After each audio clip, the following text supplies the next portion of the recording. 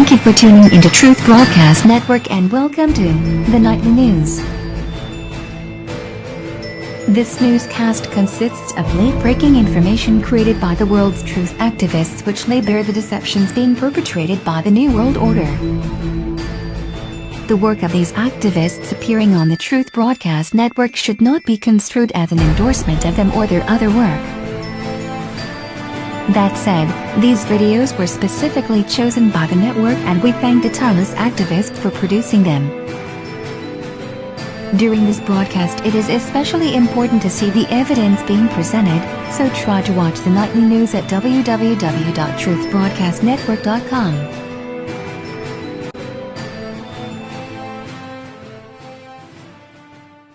I want to address what I consider to be an extremely pretentious and insulting phrase. Check your privilege. We all know what that really means. Shut up. Up until now, check your privilege has been mostly used by leftist bloggers and professors. However, it's blown up recently because Time.com published an article from a white male Princeton student who says he's not a fan of the phrase, and rightfully so. Needless to say, he got attacked by the leftist blogosphere. Rah! Privileged boy! According to a writer on the website Jezebel, who responded to his article. When someone says, check your privilege, what they mean is embrace and admit that you have preconceived notions and a specific world perspective and to set those aside for a second and just listen. But wait a minute. When you tell somebody to check their privilege, aren't you, in fact, making a preconceived notion about that person? You're basically saying, no, I deem you too privileged to have an opinion. Discussion ended.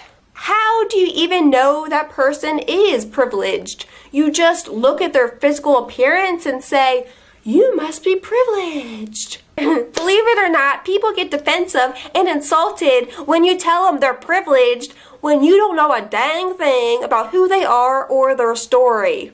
The knowledge problem applies here. Maybe you do not possess the proper knowledge to make a judgment call about a person. Some would call it super arrogant to make assumptions about the struggles or advantages that a person faces when you don't know him like that. I certainly don't know what this white man faces in his daily life. There are tons of unique factors that make up a person. You can't just reduce somebody to their skin color or their body parts. And for gosh sakes, don't make people feel guilty about things they have no control over. The question that I have is, how are we going to end sexism and racism? How are we going to get to a society that judges everyone based on their individual character and merit? That is what I want to see. And I feel like this whole check your privilege business is moving in the wrong direction. The saddest part is this privilege discussion pits people against each other. Men versus women, black versus white. It creates more division, more jealousy, people pointing fingers at each other. You're privileged, no, you're privileged. All these ugly things. Yeah. People should be humble enough to recognize that they don't know what it's like to be in another person's shoes. But they're doing exactly that when they say check your privilege. They're making assumptions, predetermined judgments about a person and their life. Before you tell somebody to check their privilege, how about you first check your ignorance about that person, and while you're at it, check your manners. This is Dabu7. I want to share with you guys the latest comments that were made from the former CIA director, Michael Hayden. He has admitted that metadata is used as the basis for killing people. Now, he said this in many other things, but all in all, they're saying that all this information collected by the NSA is being used all around the world to track what they're dubbing terrorists, and stating that they don't even need to hear the content of your phone conversation, because with enough metadata, they know exactly what you're up to. Now, there's multiple videos here that you can watch, and they go over this in great detail. I'll leave a link as always. But one thing I want to point out here is that, as it states right here, they have no one on the ground to confirm these strikes. They've admitted it, and it's ludicrous. If someone borrows someone else's phone on that day that they're chosen to be killed, then innocent people are killed. And if that person wanders into a family member's house that's packed full of kids, it doesn't matter. Wherever that phone is on that chosen day and the name attached to it, that name is what they're trying to kill. And it doesn't matter what's at the other end of that phone. And this was a problem that many of the drone operators had, because they said that all they were told was fire, and what they seen on the other end of that camera they did not like. Killing a lot of innocent people. And that's the problem. And I just wanted to share it with you guys and let it be known, because some people just don't want to believe it. But out of the horse's mouth, they are strictly killing people off of metadata, and that is scary. It's been Dabu7. Peace. Dabu7, taking a look here at a leaked agency document that has come to light and was put in a book here that reveals a wider net of U.S. spying on envoys. Now, we've heard it time and time again. They're spying on everyone, everywhere across the globe.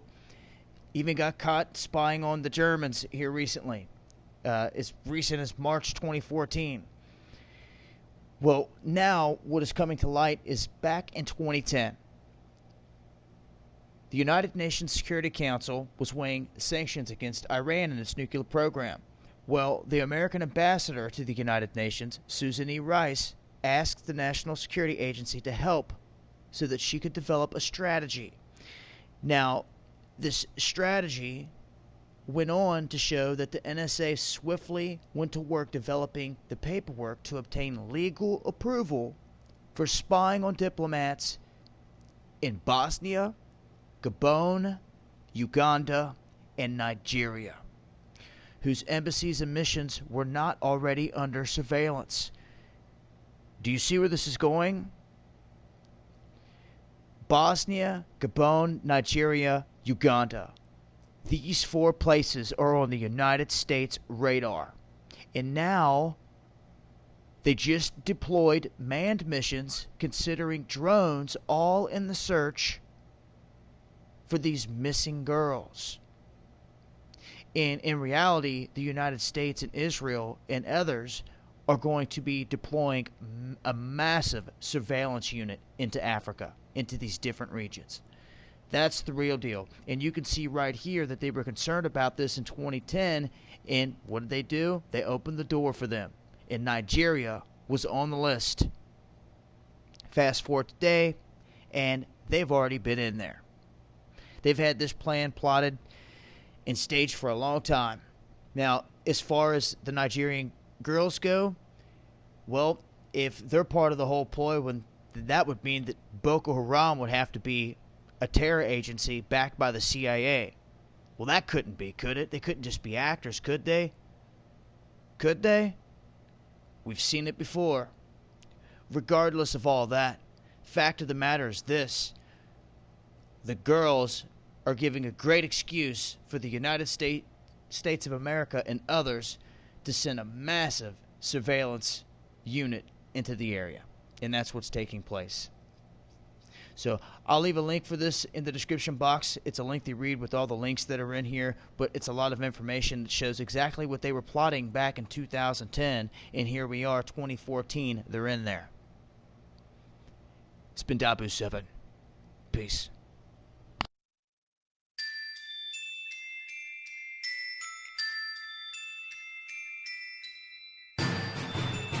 Thank you for tuning into Truth Broadcast Network, and welcome to the Nightly News.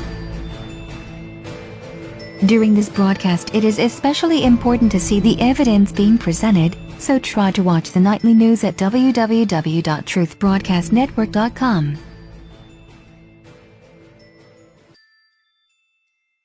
Hey guys, Dabu7, we have reports of a man claiming that he was God hopping into a dump truck and smashing it into a Baltimore news station. As you can see here, they have SWAT team around the whole area. The news station's been evacuated and every person has been accounted for at this point. They've put the St. Pius school that is nearby on lockdown, and as you can see right here, this guy climbed into a dump truck that was parked on the street where some guys were working, jumped in it, drove it down, and rammed it into the building 3 times, and then drove it all the way in to the lobby. So you can't see the truck, but it's in there. And thankfully, everyone made it out safely. But what they are stating is that they found weapons inside of the truck. This is coming from the weatherman from the station, that they did find weapons inside the truck and that the man was believed to be on the 2nd floor. So right now, this is potentially a situation where we have a gunman. They have not stated that any shots have been fired. They do not know if this person has a weapon, but they know that he is mentally not stable. And as you can see here, SWAT team making their move on the compound. If he's in there, they're going to get him. So that's the latest. Wanted to keep you guys updated with what was going on here with this news station that got rammed 3 times by a dump truck, and the 3rd time made its way right on into the lobby. So I'll keep you guys posted in the description box as I get more. And until next time, this has been Dabu7. Eyes open.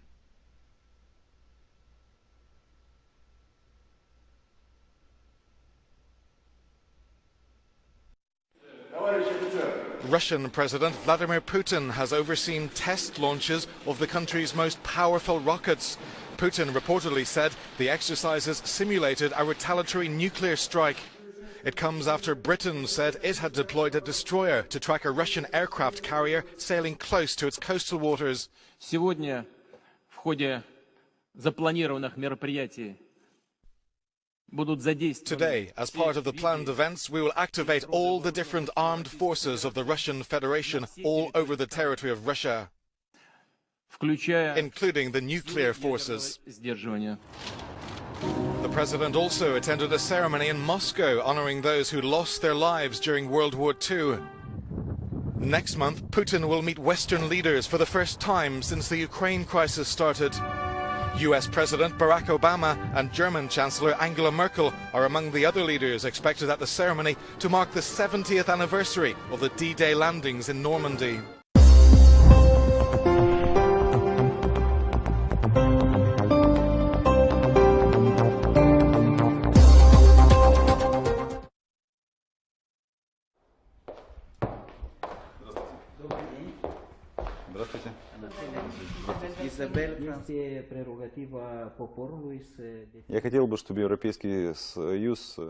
I would like the EU to move away from the logic of fighting against Russia's presence in the region and return to respecting the opinion of the citizens of the territory of Transnistria. It must recognize Transnistria, which does not present and will not present any risk for it. Признал бы Приднестровье, и Приднестровье не являлось никогда угрозой для Европейского Союза. On this territory, there have been 5 referendums on the future of Transnistria, and it's the decision of the citizens of Transnistria to form a state and to obtain international recognition. We are following that path. Only recognition of Transnistria will bring lasting stability. It will be of benefit to the people of Transnistria as well as Europe, which will have on its borders an area that is stable and predictable, a peaceful and hard-working people.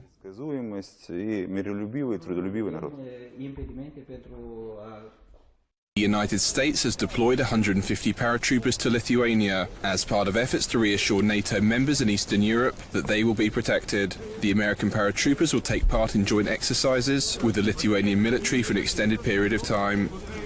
Today is the great day for us, and I welcome you very much on our land as our friends and allies. Relations between Lithuania and the United States and our military cooperation today is exemplary day. Today we know what our freedom and security are a matter of utmost significance for our allies. US military officials pledged to uphold NATO collective security guarantees. Lithuania has been a proud, reliable member of NATO since 2004. The NATO alliance has benefited from Lithuania's expertise and professionalism. When NATO called, Lithuania was there. Well, today, we are here to demonstrate NATO's commitment to Lithuania with our persistent presence of training soldiers.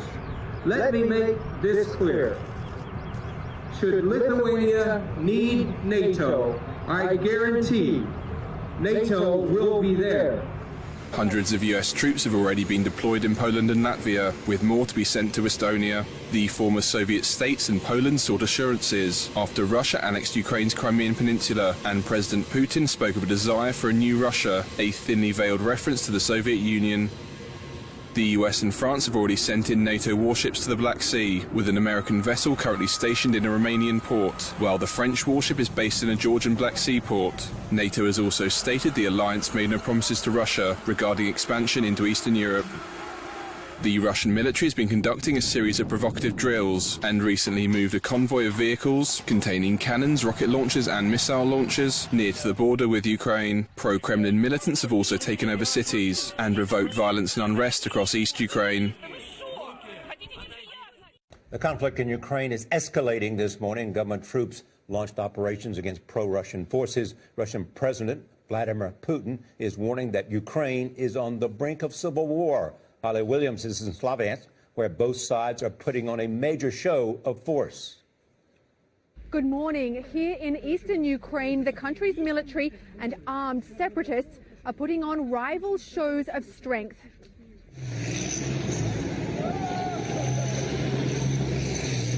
In Slavyansk this morning, there were masked gunmen on the streets and armoured personnel carriers flying the Russian flag. This town, like many others, is now in the hands of pro-Russian militants. In nearby Kramatorsk, Ukrainian troops were helicoptered in yesterday to try to wrest back control of an airfield from the separatists. And 40 miles away in Kamyanka, more Ukrainian soldiers made preparations for a fight against the insurgents. Their general described it as an anti-terrorist operation. Ukraine's leaders blame Moscow for instigating unrest here, but the militants have popular support from many Russian-speaking Ukrainians who claim they're discriminated against by their own government. We're fighting for ourselves and for our land, said this man. Do I look like a terrorist to you? At this checkpoint in Konstantinovka today, we found pro-Russian protesters passing out leaflets that immediately caught our eye. What they're handing out here is a declaration of independence by this part of eastern Ukraine, and this congratulates the people here on the formation of the Republic of Donetsk. That's exactly what Ukraine's leaders are trying to prevent, but using force is high risk. It could provoke a military intervention from Russia, which has condemned Ukraine's actions as criminal. The fear is a repeat of what happened in Crimea last month, when separatist demonstrations were a pretext for thousands of Russian soldiers to move in and then annex the region. As Ukraine once again teeters on the brink of civil war, many people in this part of the country have told us they would welcome Russian soldiers on the streets. For CBS This Morning, Holly Williams, Slavyansk.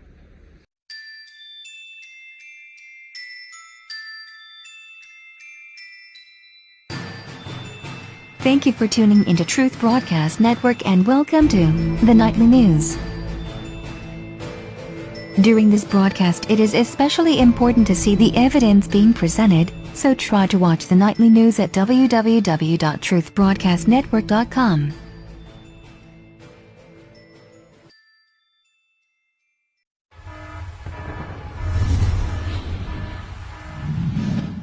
Hello everyone and welcome to another episode of News in 2 Minutes, bringing you the news that you need to know every day. Let's begin. Officials leading the cleanup and recovery effort at the waste isolation pilot plant in New Mexico have called for the immediate closure of all but one nuclear waste burial panel at the site. Reports show that authorities continued to deny specific aspects of information disclosure regarding the accident, as officials refused to provide concerned citizens and reporters with the names of the facilities that the radiologically matching material may have arrived from. In yet another crude oil trail derailment, emergency management officials are working to determine the cause of and negative effect to the environment after a number of rail cars carrying crude oil derailed in Colorado while en route to New York. Researchers and the community alike are beginning to document and analyze the notable increase in railway-related disasters in recent months, with many noting the possibility of sabotage following governmental calls for the Department of Homeland Security to provide a more secure environment and handling procedure for infrastructural railways throughout the U.S. Confirming years of amateur and professional research that has been conducted within the community, environmental scientists have now determined a link between a number of the world's most widely used pesticides and global colony collapse disorder. In findings released this week, research performed at Harvard University and led by Chen-Sheng Liu, Associate Professor of Environmental Exposure Biology at the Harvard School of Public Health, shows that even low levels of neonicotinoids currently approved as safe for agriculture and bees has a catastrophic effect on the creatures, and if not stopped immediately, may cause irreparable harm to the world's food supply chain. As case numbers continue to erupt throughout the Middle East, the World Health Organization has announced an emergency meeting with some of the world's top infectious disease experts this coming Tuesday, where leading health authorities will discuss the increase in cross-border MERS infections and ways to handle the global spread of a virus that continues to fatally infect 1 out of every 3 people that contract the disease. And to wrap things up, former Treasury Secretary and Federal Reserve President Timothy Geithner has disclosed the open discussions that the White House has presented concerning the nationalization of American banks, a move that some say continues to happen behind closed doors. North Korea has reportedly started using drones to gather South Korean intelligence, and a 5.8 in Tonga, followed by a 5.6 in Fiji, completes today's Quake Watch. And that's it for this episode of News in 2 Minutes. Check back tomorrow for more news that the aware need the most. This week's News in 2 Minutes is brought to you by SHTFplan.com, where even the officials go for news, and SQMetals.com for all your precious metal needs.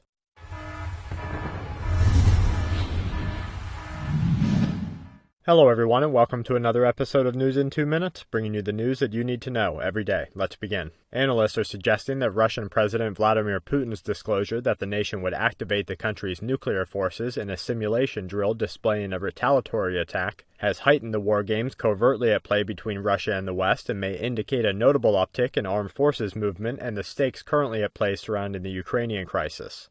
In other nuclear news, research that we've seen shows that military officials within North Korea are likely preparing test sites for an immediate nuclear test, following the rhetoric of an attack from the South and the condemnation of military drills between South Korea and the United States. As health authorities in the Kingdom of Jordan confirmed their 9th positive MERS case in a middle-aged male nurse, the Philippine Embassy in Saudi Arabia has directed countrymen and women flying home to the Philippines to voluntarily undergo viral testing for the disease in order to limit the chance of spreading the virus throughout the country. In other viral news, as officials announce a slowing of the spread of the Ebola virus throughout Africa, countries within the continent continue to fight the disease, with reports showing that governments are positioning multiple radio and television spots detailing ways for citizens to limit infection, as well as loudspeaker messages throughout the country's marketplaces. Anti-government militants manning a heavily guarded roadside checkpoint have reportedly come under fire by Ukrainian forces. Reports show that the divide between pro- and anti-government forces is continuing to widen, with the institution of manned checkpoints across the country, where guards both for and against the administration are said to monitor the loyalty of the citizens within the surrounding areas. Officials in Lebanon report that the country is in talks with the United Nations to implement recognized refugee camps where citizens fleeing the Syrian crisis can take shelter as conditions within the civil war-torn country continue to deteriorate. And to wrap things up, the South African Army has dispatched to a town in Johannesburg following riots and discontent. Authorities are considering the implementation of martial law following anti-government rioting in Uttar Pradesh. And a 6.0 in Mexico, followed by a number of tremors around the Ring of Fire, completes today's Quake Watch. And that's it for this episode of News in 2 Minutes. Check back tomorrow for more news that the aware need the most. This week's News in 2 Minutes is brought to you by Silver-Investor.com, home of the Morgan Report, a global resource for serious metals investors. Visit Silver-Investor.com and sign up for the highly acclaimed newsletter today. Hello, I'm Stephanie Spica, and this is your NRA-ILA Grassroots News Minute for Friday, May 9th. Mark Glaze, the head of Michael Bloomberg's ever-morphing anti-gun empire, has announced his departure from Mayors Against Illegal Guns, the group he helped form and steer since 2011. For the last 3 years, Glaze labored to build an organization off the wealth of a billionaire who, while mayor of New York City, also exploited public resources to pursue his own nationwide anti-gun agenda.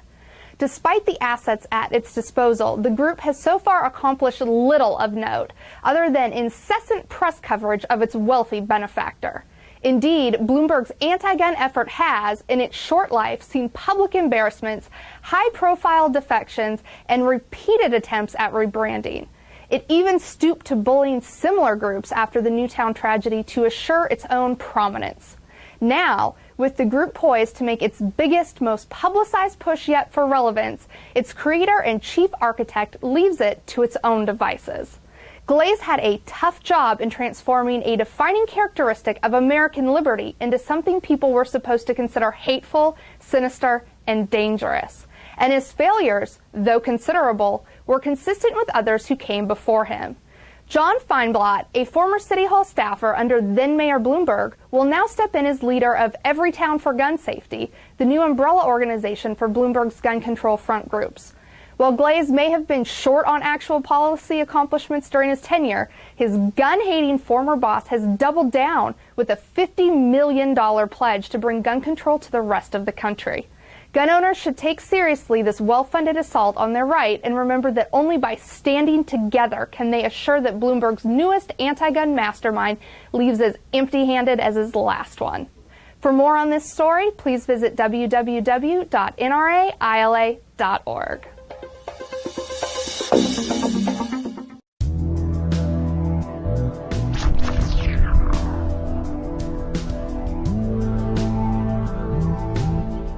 Pro-Moscow rebels declared a resounding victory in a referendum on self-rule for eastern Ukraine, with some saying that meant independence and others eventual union with Russia as fighting flared in a conflict increasingly out of control. Organizers in the main region holding the makeshift vote on Sunday said nearly 90% had voted in favor. Well before polls closed, one separatist leader said the region would form its own state bodies and military after the referendum, formalizing a split that began with the armed takeover of state buildings in a dozen eastern towns last month. Another said the vote simply showed that the East wanted to decide its own fate, whether in Ukraine, on its own, or as part of Russia. 89%, that's it, the head of the Separatist Electoral Commission in Donetsk, Roman Lyagin, said by telephone when asked for the result of a vote that the pro-Western Ukrainian government in Kiev has condemned as illegal. Sunday's vote went ahead despite a call by Russian President Vladimir Putin on Wednesday to postpone it, a move that briefly raised hopes for an easing of tension. Western leaders have accused Putin of destabilizing Ukraine, a charge Moscow denies. The European Union declared the referendum illegal and prepared to increase pressure on Russia on Monday by taking a first step towards extending sanctions to companies, as well as people, linked to Moscow's annexation of Ukraine's Crimea region. A festive atmosphere at makeshift polling stations in some areas belied the potentially grave implications of the event. In others, clashes broke out between separatists and troops over ballot papers and control of a television tower.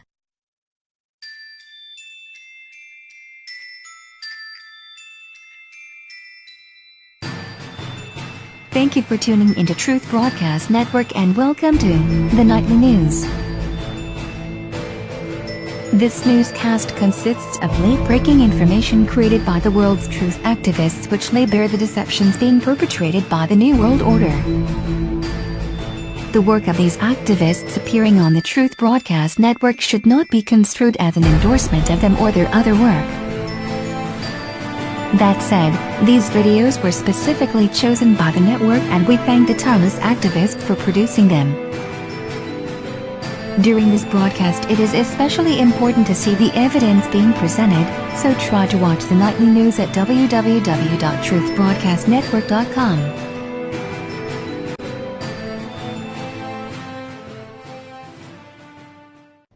Hey guys, Dabu7. I've got another date for you to mark off here on your calendar. We are approaching June 2nd. If the Ukraine does not pay any bit of its bill to Gazprom out of Russia, Russia says it will immediately shut off exports within 24 hours the next day. Now, they're stating that they have been lenient, that they actually offered the Ukraine people under their old leader a very nice deal, and now that this new puppet regime's in there, they're going full price on them. And they're stating that the Ukraine owes them more than $3.5 billion. And that's usually what the whole country of Poland takes in. They're also stating that the Ukraine just received a huge IMF loan. They agreed on $17 billion in this loan. They just got the first piece of it, which was $3.2 billion. Russia knows this. They're looking at it and they're like, pay your bill or we're cutting you off. Now, when you want to get down to the heart of the problem here, it's the flow of this gas to the rest of Europe. If they cannot fix the situation here before this next winter approaches, there could be some very dire situations where a lot of people die because of the cold. And this is all gas that is flowing out of Russia, being sold by Gazprom. Now, the most alarming thing here, coming out of Kiev's own mouth, are these signals that the authorities are giving that they will not guarantee the delivery of Russian gas to Europe. The Ukrainian energy minister conveyed alarming information saying that the Ukraine does not guarantee gas injections to underground storages in the summer period, which means they do not guarantee the transit of gas to European countries due to the lack of resources and the unwillingness to solve the problem in principle. So that's the latest scoop here. You can expect that if the Ukraine or the puppet government in there does not want to cough up a dime of that money to Russia, if they don't, there's going to be big problems when it comes to this gas. And that, in my opinion, is big enough to lead to war before winter months, unless something's worked out. I'll leave a link. I'll keep you guys updated as I get more. It's been Dabu7. Peace. Well, furthermore, Ukraine's interim prime minister says Kiev will put pressure on Moscow over the price through an international court. UK-based journalist Neil Clark believes Kiev doesn't stand a chance, though, of success if it continues with such strong rhetoric. We sent to Russian Gazprom a pre-trial notification asking Russia urgently to revise the deal, which is to be based on the market conditions. If Russia rejects this, we will bring Russia to court in Stockholm. Well, I don't think the Ukraine junta, and let's call them what they are, they're a junta, they're not a legal government. I don't think they've got a chance at the international court. They haven't got a leg to stand on because they've got to pay their gas bills. If I haven't paid my gas bill for several months, then my gas would be cut off. On the one hand, they've been provoking Russia on a daily basis since February. On the other hand, they seem to want to have cheaper gas from Russia. They've got the money coming in from the IMF, the EU, let them pay their gas bills, and let them pay the market price for gas. And so I think there is a split now in the EU hierarchy between those people who want to carry on this ludicrous policy of provoking Russia over Ukraine, and those more realistic people who realise that it's not in Europe's best interest, not in the EU's best interest, and now's the time for compromise. 70,000 structurally deficient bridges across the country. And to make sure taxpayers don't shoulder the entire burden, I also proposed a partnership to rebuild America that attracts private capital to upgrade what our businesses need most. Modern ports to move our goods, modern pipelines to withstand a storm, modern schools that are worthy of our children. I know that some people in Congress reflexively oppose any idea that I put forward, even if it's an idea that they once supported, but rebuilding infrastructure is not my idea. It's everybody's idea. It's what built this country. Governor Kitzhaber, a Democrat in Oregon, has made clean energy infrastructure a top priority. Governor Brownback of Kansas, a Republican, has been fighting to upgrade water infrastructure there. And folks who think spending really is our biggest problem should be more concerned than anybody about improving our infrastructure right now. We're talking about deferred maintenance here. We know we're going to have to spend the money. And the longer we wait, the more it's going to cost. This is Dabu 7. Update here on what the United States is choosing to do over the situation with these abducted or kidnapped Nigerian schoolgirls.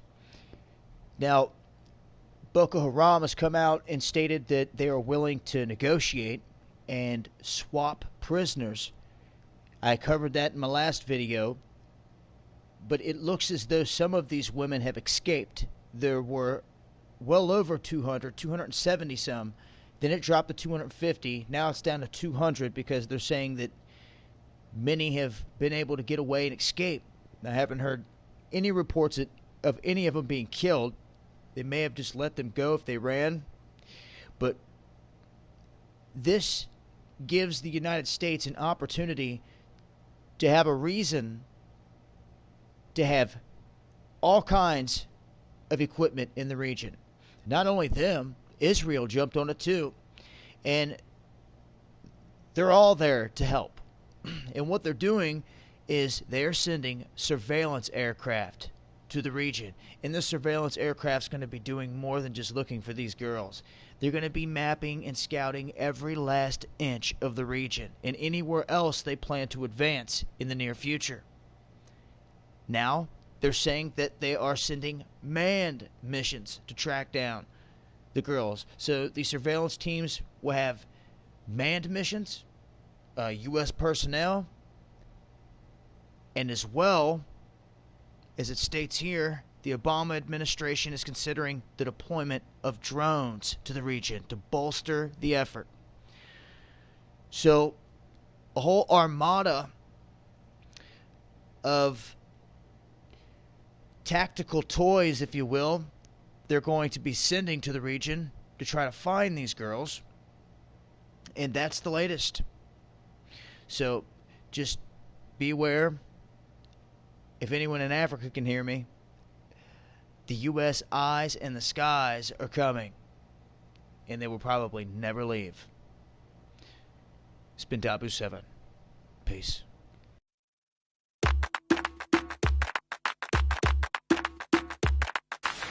It's Monday, May 12th, and here's some of the news beyond the headlines.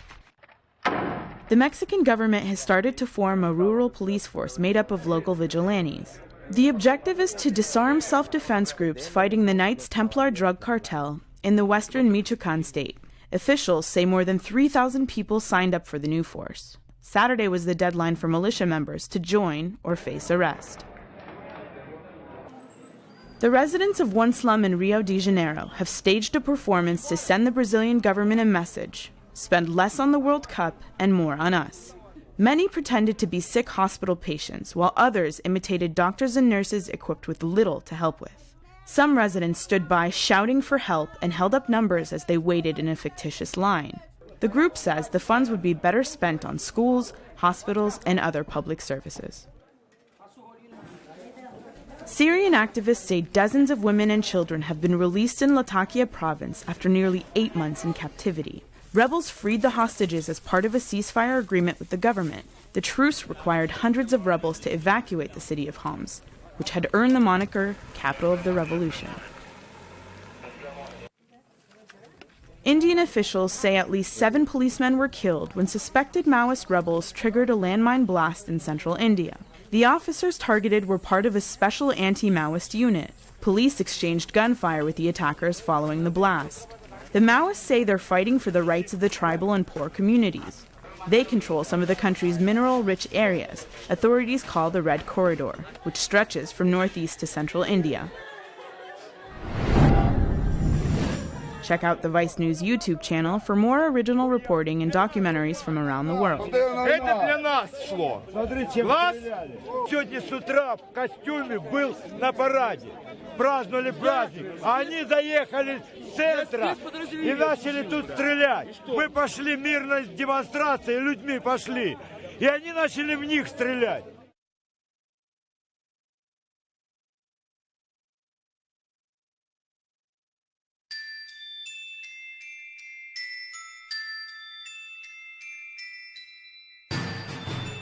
Thank you for tuning into Truth Broadcast Network and welcome to the Nightly News.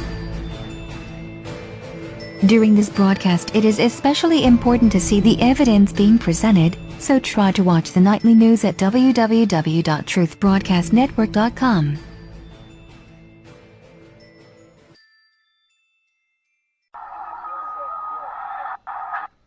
This is Dabu7, wanting to share with you here the raw footage of the suspect that jumped inside this dump truck and rammed it into the Baltimore news station. This is off the security feed, and as you can see, he made multiple attempts, and I at least wanted to share with you guys what bit of video footage I had of this guy attempting to make his way into the Baltimore news station.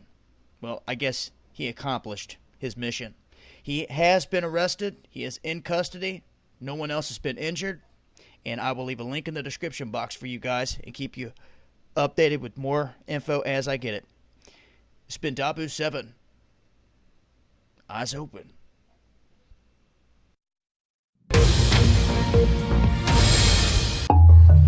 I was always frustrated when my cell phone battery used to die, so I looked for something where I could make my energy storage device a lot better.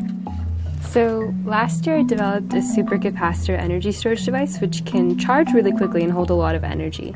I use titanium dioxide and a conducting polymer called polyaniline. They always like to joke that nano engineers work with things they can't see, which makes them a lot cooler. The Intel International Science and Engineering Fair is a science fair held every single year. It contains 1,600 to 1,700 projects from all over the world. I was very nervous. I didn't know what was going to happen. From Saratoga, California, Isha Kuhare. And the click moment really was when the confetti fell from the ceiling. Then I knew that this is what I've done and this is what I've achieved. One of my favorite media opportunities was going on the Conan O'Brien show, where I really got to have a lot of fun. He's a very fun person. The development, and basically it's a carbon fiber with different metal oxides and all these complicated materials on it that are very small at the nano Now scale. you're condescending to me. Now you're like, it's made of some complicated materials, Conan. It's made of some magical beans. I've never been afraid to be the only girl in a science class or to be the only girl in a research lab. And that's never been something to veer me away from doing what I love. If you have an idea, you just need to work hard to get it there. The most common response I get whenever I go to talk to someone about my idea is always like, you did that? You're only 18 years old. How did you do that? What is the effect? But the thing is, I've had mentors and professors who have been so helpful throughout the entire process. But I think it's really important to pass on my love for science to others. These kids have a lot of energy, a lot of passion, and if we can bring that same energy to science, it'll make our future generations a lot better. Okay, so I'm pouring some into this bag. When I see kids, I see both the fun aspect of science as well as the potential to do a lot of great things in the future. And I really think that by inspiring them at a young age, they will get into science and just interested in continuing in technology.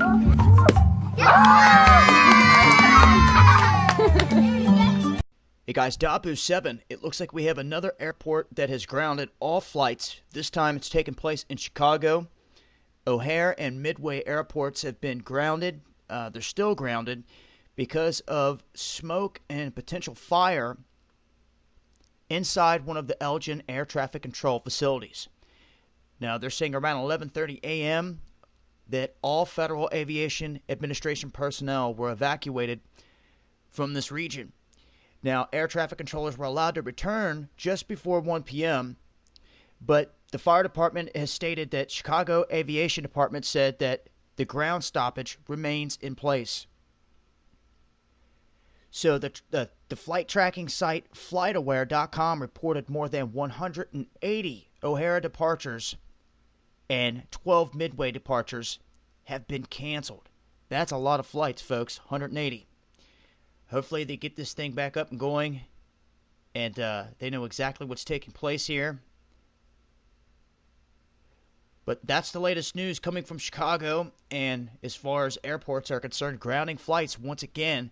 If I figure out the root cause of this smoke or this fire in this traffic control tower, I will keep you guys updated. This has been Dabu 7. Eyes to the skies. Review time, partner. And I don't listen to people named Nancy Pelosi. Look at her with her old self. I heard she auditioned for Golden Girls and they rejected her. They said she was too old. I don't understand her tale. Always trying to do the oldest trick in the book. Well, maybe because you can't teach an old dog new tricks. Let me get... Hey, y'all gonna think I hate old people or something. I love old people. I just don't like Nancy Pelosi because she always lying over some dumb stuff and thinking people gonna believe her. Like here. Families of Benghazi victims have asked us not to launch a new committee to investigate. Why would family members want that? That doesn't make any sense, but yeah, she's telling us that. And then I got sent this article. I knew she was lying. We look here. Well, dang, December 4th, 2012. Families want to know what happened in Benghazi. Obama administration not telling the whole story, they say. Yeah. The father of a former Navy SEAL killed in the September 11 terrorist attack on the U.S. consulate in Benghazi, Libya, said he learned the details of his son's bravery not from the Obama administration, but in an email from an American whose life was saved by his son. You see that? Yeah, that's completely different from what little Pelosi had to say. Let's see here. For family members such as Mr. Woods, the need to know what occurred in Benghazi is as real today as it was the moment they learned that their loved ones had perished. Some are angry at the Obama administration, and even the most politically neutral among them say they are dispirited by the way the incident has been spun by Democrats, Republicans, and news media. Let's look here. Ms. Quigley said her family is frustrated with how the press continues to refer to the individuals of the attack as 4 dead Americans without really looking at who these individuals are. Let's keep it going. A detailed account. Other family members have been far less tempered in their remarks. Some have voiced anger towards the Obama administration, accusing the White House of not taking their losses seriously, hiding information from them, and even attempting to steer media attention from the details of the attack to dim the spotlight on any administration wrongdoing. Look here. I told him, please, don't give me any baloney that comes through with this political stuff. I don't want political stuff. You can keep your political. Just tell me the truth. What happened? Ms. Smith said. A month after the attack, she still did not know how her son was killed. So I say again, how's it looking there, Pelosi? But no, we got to end it off. We end it off like this. Mr. Wood repeated assertions that he has made to other news organizations during recent weeks that the White House is involved in a 100% cover-up because no effort whatsoever was made to rescue his son and the other Americans who were killed. An overwhelming majority of the Ukrainian region of Lugansk has opted for state autonomy, local election authorities have announced. The region was one of 2 holding referendums of self-determination with a turnout that was, as the pictures here show, nothing short of impressive. And Angie's Paula Slier has been following the voting. Let's now cross live to her right now. Hi there, Paula. A pretty clear result then, isn't it? It certainly is. In the last few moments, we have heard from the Central Election Commission of Lugansk. All the votes in that region have been counted. The result is 96.2% have voted in favor of self-determination. Now, the Election Commission said that they will now seek recognition from the United Nations as a sovereign state. They also said that there would be no presidential elections happening in Lugansk on the 25th of this month. We're here in Donetsk, where there's a huge crowd that has gathered in front of the local government administration building. And when those results from Lugansk were announced, there was a huge cheer that went up from among the crowd. We are expecting the final tally here to be announced in the next hour. There is a press conference that is being organized for 3 o'clock local time, and we do anticipate that the final result will be very similar to what we're witnessing in Lugansk. As far as the turnout goes, there were 75% of people in Lugansk who came to cast their ballot. Indeed, the pictures and what I myself saw traveling to a number of these polling stations showed crowds of people queuing, sometimes for hours. Those queues went all the way down the streets. They crawled around corners. People really saying that this was an opportunity for them to have their voices heard about something that is very close to their hearts. All we want is to declare our right to self-determination. We will only let the world know that we want change. We just want to be heard and to be able to determine our region's future. Now, the former Ukrainian president, Viktor Yanukovych, explains why people voted the way they did. A large majority of citizens in the Donetsk region took part in the referendum and voted for a different form of state, because they've reached the end of their patience. We've passed the point of no return. Anger, fear and desperation are all around, accompanied by delinquency and fascism. Kiev must immediately withdraw mercenary troops out of the southeast of Ukraine. Now, this referendum comes against the backdrop of a military operation that the Kiev government has launched for the past few weeks here in the south and east of Ukraine. And because of the mounting civilian cost and because of the growing number of people who've been injured and killed, that has been part of the motivation that people tell us as to why they went to the streets in such huge numbers. This certainly is a remarkable turnout. The reaction from the Kiev government is that this election is a farce, and it says it will not recognize the results. RT's Paula Slier live from the region. Paula, thank you very much indeed for that.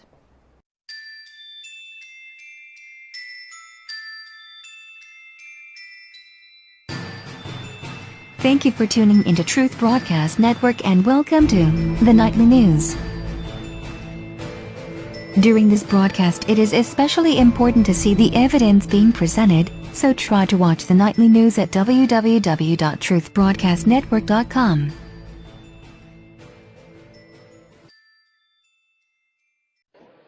Well, they say that truth is stranger than fiction, and when it comes to robots, they could well be right. Take a look at this little guy who's been designed to mimic people's movements. Now, we're here at the Imperial College Robot Zone, and it's showcasing some of the cutting edge in robotic technology, and there's lots of interactive areas that people can join in. And just going to come over here to Dr. Mirko Kovac. Thank you very much for joining us. Now, this is really cutting edge, isn't it? This is the 3D printing drone. Can you explain a bit about what this does? Yeah, commonly flying robots, they can fly, they can take pictures. But the research we do is to take the next step and have robots that can fly and interact with the environment. And, you know, as the creator of this, I can see you've got an interactive area where people are joining in and playing them. But actually, drones have become very accessible. A lot of, you know, people own them. They're on the high street. Is that a good sort of development in technology, do you think? I think it really boosts the field of robotics. Also through the consumer markets like mobile phones. Everyone has a mobile phone in their pockets. And soon we will have moving objects around us, robotic devices, not only static mobile phones. So this revolution will be one of the major ones in this century, and this definitely, I mean, the consumer market really pushes that, and it's a good thing, I think.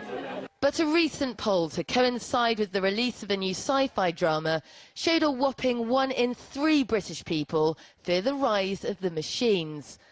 46% thought technology was evolving too quickly, many worrying they'd be replaced in their jobs. and a surprising 17% of those questioned said they'd be prepared to have intimate relations with an android. This week, Professor Noel Starkey will be participating in a UN meeting to argue against autonomous drones being allowed to have a kill function. But he says there's no need to be scared of innovation, just cautious about certain aspects of it. You know, non-robots are fun, but they mustn't kill people, at least not. They mustn't kill people when they're making the decision or somebody's allocating the decision to them. That's the only part of this that we don't like. And sometimes people get the wrong idea and think that this will stifle innovation. Well, we're hoping to stifle the innovation of robots killing people, but not stifle any other kind of innovation. So this little guy is currently doing Tai Chi, which is more than I can do. Now, the truth is we might not all understand robotics, but they're already a huge part of our daily lives, whether it's our mobile phones, computer technology, or being used in car manufacturing. And the prospects of what robotics can mean for the future are incredibly exciting. Sarah Firth, RT, London. Review time, partner. And it's a good thing that they gave this man right here a makeover. I mean, look at him. He look a mess. Let's see here. The first Ronald McDonald. This man right here is scary as heck. I don't want to take no food from you. It looked like he's saying, I'm going to kill you. This Joker right here. So then we get the makeover right here. You heard of the Jenny Jones makeover, but this right here is a Richard Simmons makeover. Look at this Joker, trying to look all serious like a politician. When I get in office, you know what? I don't even know how he sounds. That's a horrible impression. Anyway, so we heard all this talk about him getting his little makeover, but we never hear them really making over their menu. That's what they need to do. Get some real healthy food in there. But then we kind of hear something about a little makeover. I guess a slight makeover you would call it. McDonald's to add lab-grown chicken McNuggets to its menu. Yeah, it's talking about climate change raging out of control, so we got to use these fake chickens. And then you see this picture here, the fake chicken, the fake meat, lab-grown from stem cells. Yeah, I'm seeing people post this up on their Facebook. Some of my friends. Look at this. McDonald's to add lab-grown chicken McNuggets. I think this is the first one to post this here. The Inhabitant. Is that how you say it? Inhabitat. Whatever. Stupid name. Let's see here. McDonald's uses worm meat fillers but can legally call it 100% beef. Why? Because they got it from a company called 100% Beef. It's what the article is saying. They're saying they've got these little worms in there. And I even seen one that says they got cow eyeballs in there. But y'all, you need to know when you post this article up, there's just a little something. It was posted on April 1st under April Fool's joke. These pictures are from unrelated websites, including one of these. I saw one of the postings saying that these were the worms. Just don't have nothing to do with McDonald's. Oh, but look at this burger right here, man. This look good. I might have to drop by Five Guys or maybe Red Robin. Yeah. But don't get it confused. You probably get jokers like Metabunk come out talking about, yeah, this is a hoax. That's a fake article. Yeah, maybe a fake article, April Fool's article. But that doesn't mean McDonald's is good. No. They're still garbage. Look at this hamburger. 14-year-old hamburger still looking like this. That bread look nasty as heck, but the hamburger has not changed. For 14 years, this hamburger patty looked like a sausage patty. It has never changed. Something is not right with the food. This is what needs a makeover.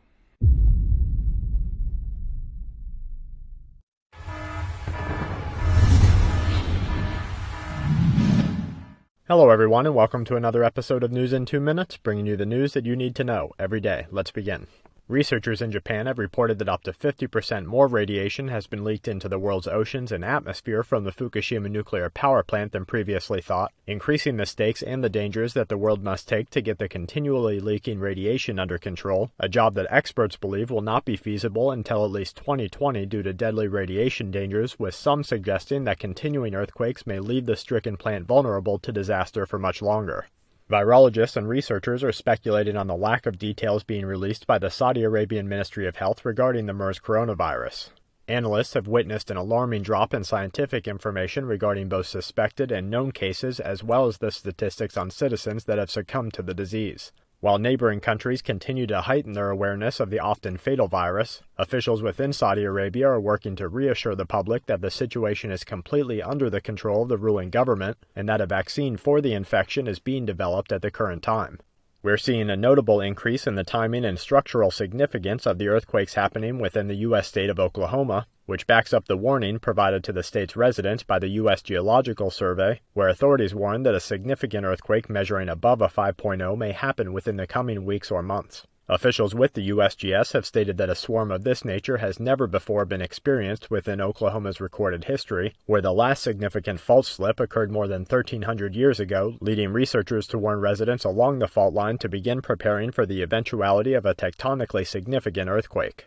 Hydrogeologists with the University of Texas at Austin have published a report in the journal Nature Geoscience showing that the Mississippi River, which takes in the largest sum of North America's most potent agricultural chemicals, including nitrates, is operating at full filtering capacity, causing disastrous amounts of chemicals to be moved through to the Gulf of Mexico and adding to what has already become the second largest oceanic dead zone in the world. And to wrap things up, environmental scientists examining the long-term hazardous effects of the 2010 Gulf oil spill have reported that cleanup efforts, including microbes released into the water, have failed to consume half of the methane released at the time of the disaster. Authorities in Thailand are warning residents to stay away from public anti-government protests as violence increases. Widespread damage and unrest continue to be reported with ongoing protests in China, and a 5.5 on the southeast Indian Ridge followed by a 4.9 in Albania completes today's Quake Watch. And that's it for this episode of News in 2 Minutes. Check back tomorrow for more news that the aware need the most.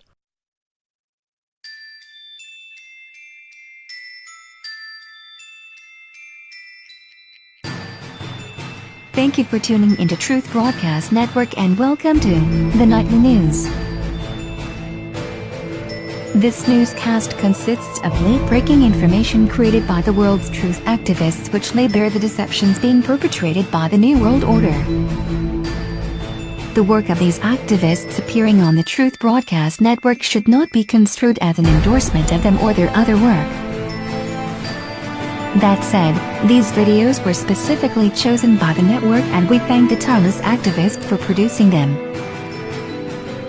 During this broadcast it is especially important to see the evidence being presented, so try to watch the nightly news at www.truthbroadcastnetwork.com.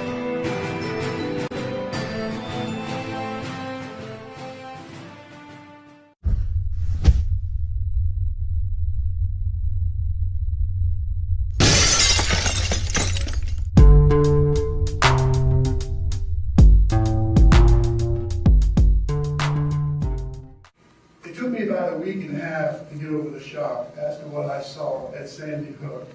Board members, I contacted the superintendent 2 days after the incident. I offered and extended any help they might need. And because I train people on incident command, this is what I do for a living. And I was offering my help. I sent an email. I have sent emails to each one of you board members. I've contacted the superintendent's office, the director of facility. They jumped not one phone call back from the district. Not one FOI request that you responded to. You had a man sitting here with the Freedom of Information Act giving you a lesson on what is documents that should be released under public records. And yes, to this day, you have refused to answer phone calls and you have refused to answer my FOI request. And you're a public education. Do you not teach character education? You use the word honesty in your presentation. Where's the honesty in this room? No matter how tragic that event might have been, people in America deserve the truth. Because guess what? There isn't a school district in America that wants another Sandy Hook happen in their district, not private or parochial. And ladies and gentlemen, the questions I ask are not offensive to any parent who lost a child that day. They're not offensive to the Connecticut State Police. They're not offensive to anyone. They're such simple questions. Why no trauma helicopters? Why would you not let paramedics, board members, these are your children, and you wouldn't let paramedics and EMTs into the building? You got 27 children declared dead within 8 minutes? Who does this? who is so great at that job.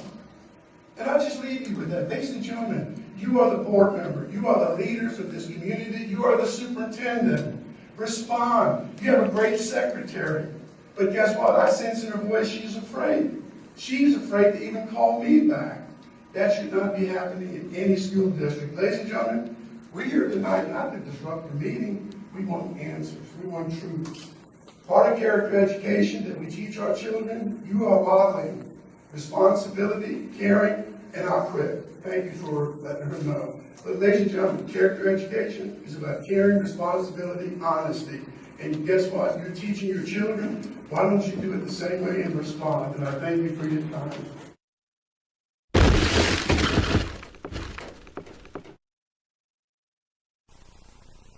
Hey, thanks for watching The Political Port. For quite some time now, a couple of years that I've been on YouTube, and even before, I really try to warn parents about the war against their children.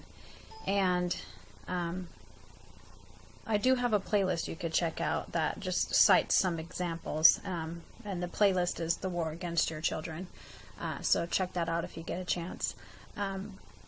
But the other day, I did a video about Common Core, and I enclosed a 2-hour video on what Common Core is about. And I stumbled upon this article the other day, and it says, education? No, it's about data mining. And opt-out movement surges in response to Common Core. So they're trying to claim that Common Core is about data mining. Well, yeah, that's one of the things that Common Core encompasses, but Common Core, when it comes down to it, is really about the pedophile agenda. Now, I get naysayers all the time saying, oh, there's no such thing as a pedophile agenda. And you're going to be the ones who are going to find your children raped because you refuse to wake up to what is really going on in the educational, or should I say indoctrination system. You're going to be the ones to find out your children were violated because you refuse to wake up to see what the hell is going on in the school. For those of you who really want to know what Common Core is about, I will put my old video that I just did a couple days ago in the description box. Please check out the videos that are in that video's description box. I will put the data mining article so you can check out, because that is a huge aspect of Common Core, this data mining, this knowing everything about your children. Yes, pedophiles like to know everything about your children. That's why they want to data mine. I will put in another article, which kind of reiterates what I'm saying about the May 30th protest at the state capitals. Taking the country back starts with taking the children back. So please read that as well. Parents, you need to wake up as to what is going on in your children's schools. It's not like when we were in school, not in any way, shape, or form. It is very alarming what happens there. And you are literally setting your children up to be victims when you are not involved in what is going on in their school. And schools are literally making it harder and harder and harder for parents to know what's going on there. They don't allow textbooks to go home anymore, so parents can't look at the curriculum. They say if you want to look at the curriculum, you can go online at the school district website, or you can take time out of your day and come to the school and look at the curriculum yourself, and parents are busy and most likely don't take the time to do so. Or, from what I've been told, some people have gone to the school's websites and school district websites, and then the link is dead. So they still can't see the curriculum for their children.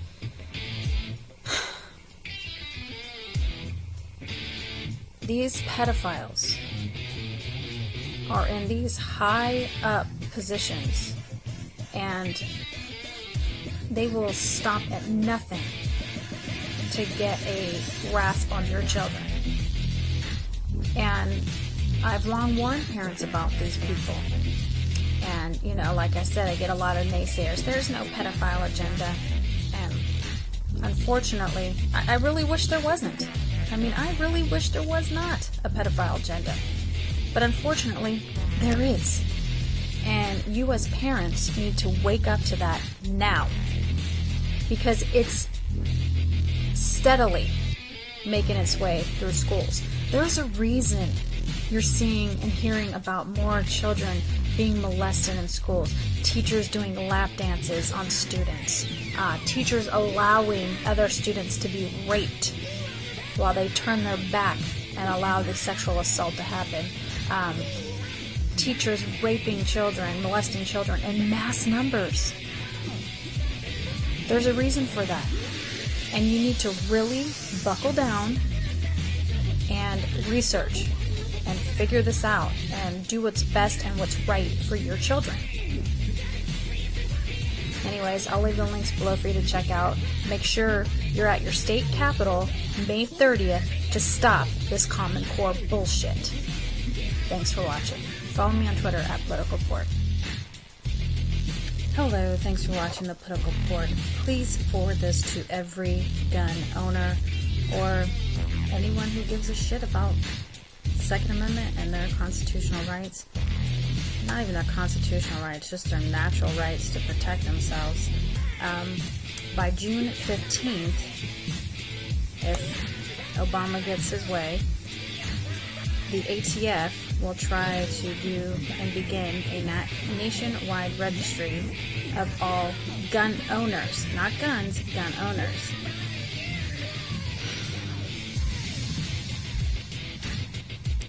When an individual purchases a firearm from a licensed dealer, the FBI performs a background check. Right? We already know about these. Afterwards, the data is supposed to be destroyed. Yeah, right. However, the ATF has now been preparing to start a new gun registry that will create a record anytime someone purchases more than 2 firearms at the same time. They, of course, cite national security. We need to be safe.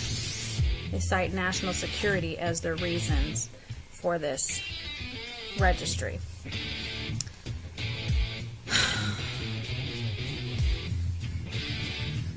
I am so tired of these unconstitutional agencies pulling this shit.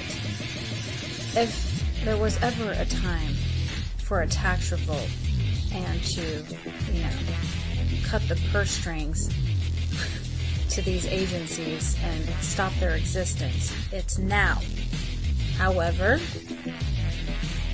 I know I'm a realist. I'm not, naive. I know that's not going to happen. But we need to do something, folks, because these people are just so far out of line, it's not even funny. A fucking registry now? I mean, did you know that they're registering your baby's blood at birth? Yeah, that's another thing most people don't know. That little heel prick that they do on babies. Sorry, just went off on a different tangent, but there's registries created about you from birth. So, it's time to do our best and start pulling away and getting ourselves out of these little databases that they keep making, because it ain't doing us any good. It's only for them, not us. And if you ask, hey, am I on this type of list or this type of registry? Sorry, we can't tell you due to national security. Yeah, we want people to be safe. Who's killing who? Because, they keep trying to say they're trying to keep us safe, and yet they're the ones fucking killing us all the time. So, really, who are you trying to keep us safe from? Not us, not each other. We can handle that ourselves, you know, if we're allowed to protect ourselves. But, I mean, this is crazy. This is just absolutely crazy. I'm gonna go now because I have yet to have my coffee and I might say something the thought police don't like. Oh. Thanks for watching. Make sure you share this with everyone. I will leave the link in the description box. Try and say that 10 times fast. And make sure you forward this on to gun owners and freedom lovers because shit's about to hit the fan. Thanks. Hey, thanks for watching The Political Port. So, apparently, Congress has now allocated a $69 million fund for a jail at Guantanamo Bay. What? Okay, first off, I thought we were like so poor that we had to keep borrowing from China and stuff, and like we don't have any money. So how do we like afford a prison at Gitmo? That doesn't make any sense. I mean, like really? Like, I mean, listen.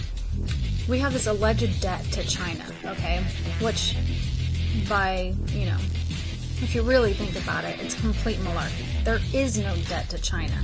But that's just kind of how they're going to screw us. They're going to keep using this facade as a way to fuck us. And Americans need to kind of wake up and go, yeah, how is it even possible we, you know, have this debt to China, yet we're giving aid to Israel constantly. We're giving aid to Syria. We're allocating $69 million for jails in Gitmo. You know, it just kind of like doesn't make any sense. So let me kind of scroll down this a little bit. I'll leave the link in the description so you can check out. Let's see. They're going to build a high-level detainee complex that will be the replacement for the Camp 7 jail, which is now keeping the masterminds of 9/11. And, you know, but didn't Obama say that he was going to close Gitmo? So exactly who is this prison for? What bothers me about this article, I'm just gonna have to start searching and see if I can maybe do a Freedom of Information request. But I need to find out how many people this $69 million jail is going to house. It seems a little excessive because at this point they only have 154 people being held in this facility, the one that's dilapidated. So it's kind of strange, you know, that you would need that much for a, you know, very small amount of people. Oh, actually, let's see. Now it says $69 million at the top, but if you go down a little bit, it said the legislation calls for $93 million for new construction. Okay, so I get it. The legislation calls for $93 million for new construction on the different prison camps inside the Guantanamo Bay, but the specific one that's housing these 9/11 masterminds is $69 million. Let's see. The lawmakers cited a number of reasons for the new prison. Existing facilities have far exceeded their service life expectancy and are deteriorating rapidly.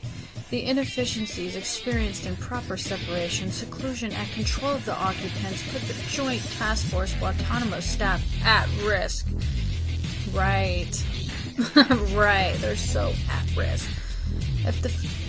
If this project is not funded, the detainees will continue to be housed in facilities that will degrade to the point of risking failure to meet operational, life, and health safety standards. Well, first off, what the fuck are you going to do with these people? How long ago was 9/11? Are you gonna, it's like shit or get off the pot. Either you're gonna fucking have their trials, you're gonna execute them, or you're gonna let them go. But what the fuck, you know, this indefinite detention. Now, I've tried to warn people way back when that this is a test run. They're indefinitely detaining these people, and whether you think they're guilty or not, you know, is kind of irrelevant. They're indefinitely detaining these people. No trials, no nothing. And that is a test run, and soon, you know, they wanted to see how we, the people, would react to that. And then soon after, they brought forth the Patriot Act and then the NDAA, which includes indefinite detention. So maybe this new facility will be housing Americans, you know? Who knows? It says the entire prison has 2,200 military and civil personnel, and then 154 terrorists held in the various camps. Here it is, folks. Here it is. The new funding is part of the National Defense Authorization Bill. So I'm sure it's going to be housing Americans.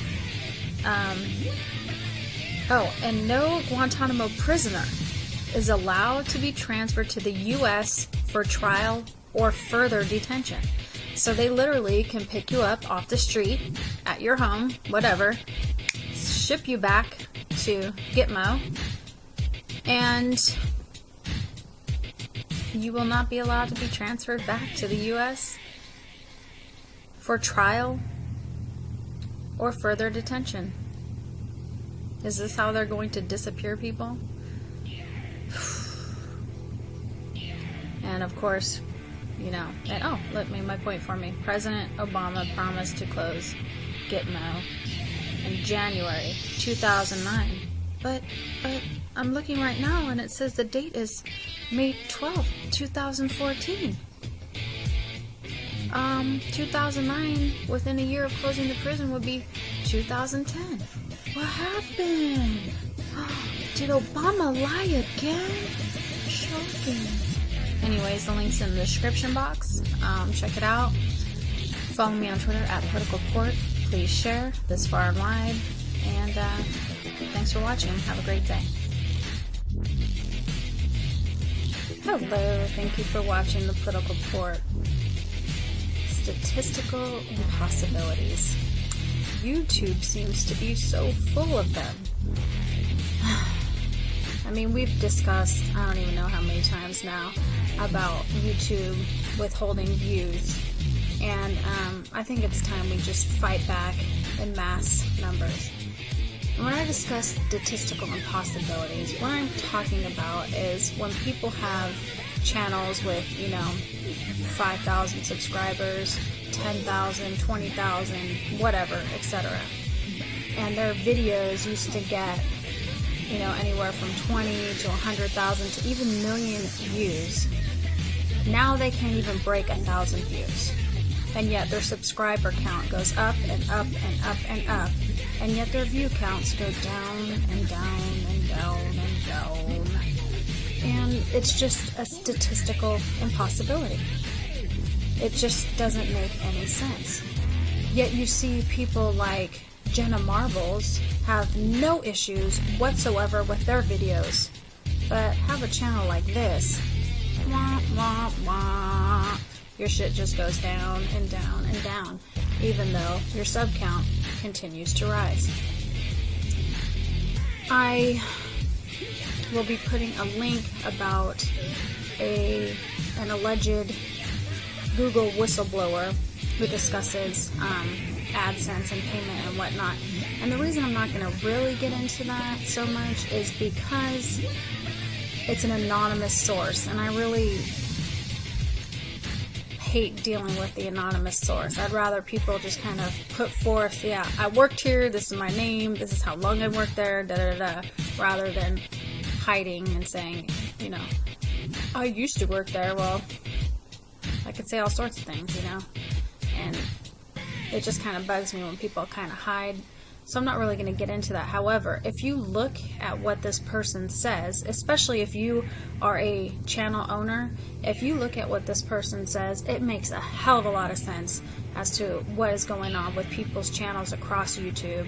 And I don't know. I think it's time to fight back. I think we need to go on a major sharing spree. Whether you like the channel or not, or the videos, you know, or the person doing the video, it's really the information that we're trying to get out. So if you just start sharing videos everywhere in mass numbers, they can't suppress us forever. Share it on Facebook. Share it on MySpace. Does that still exist?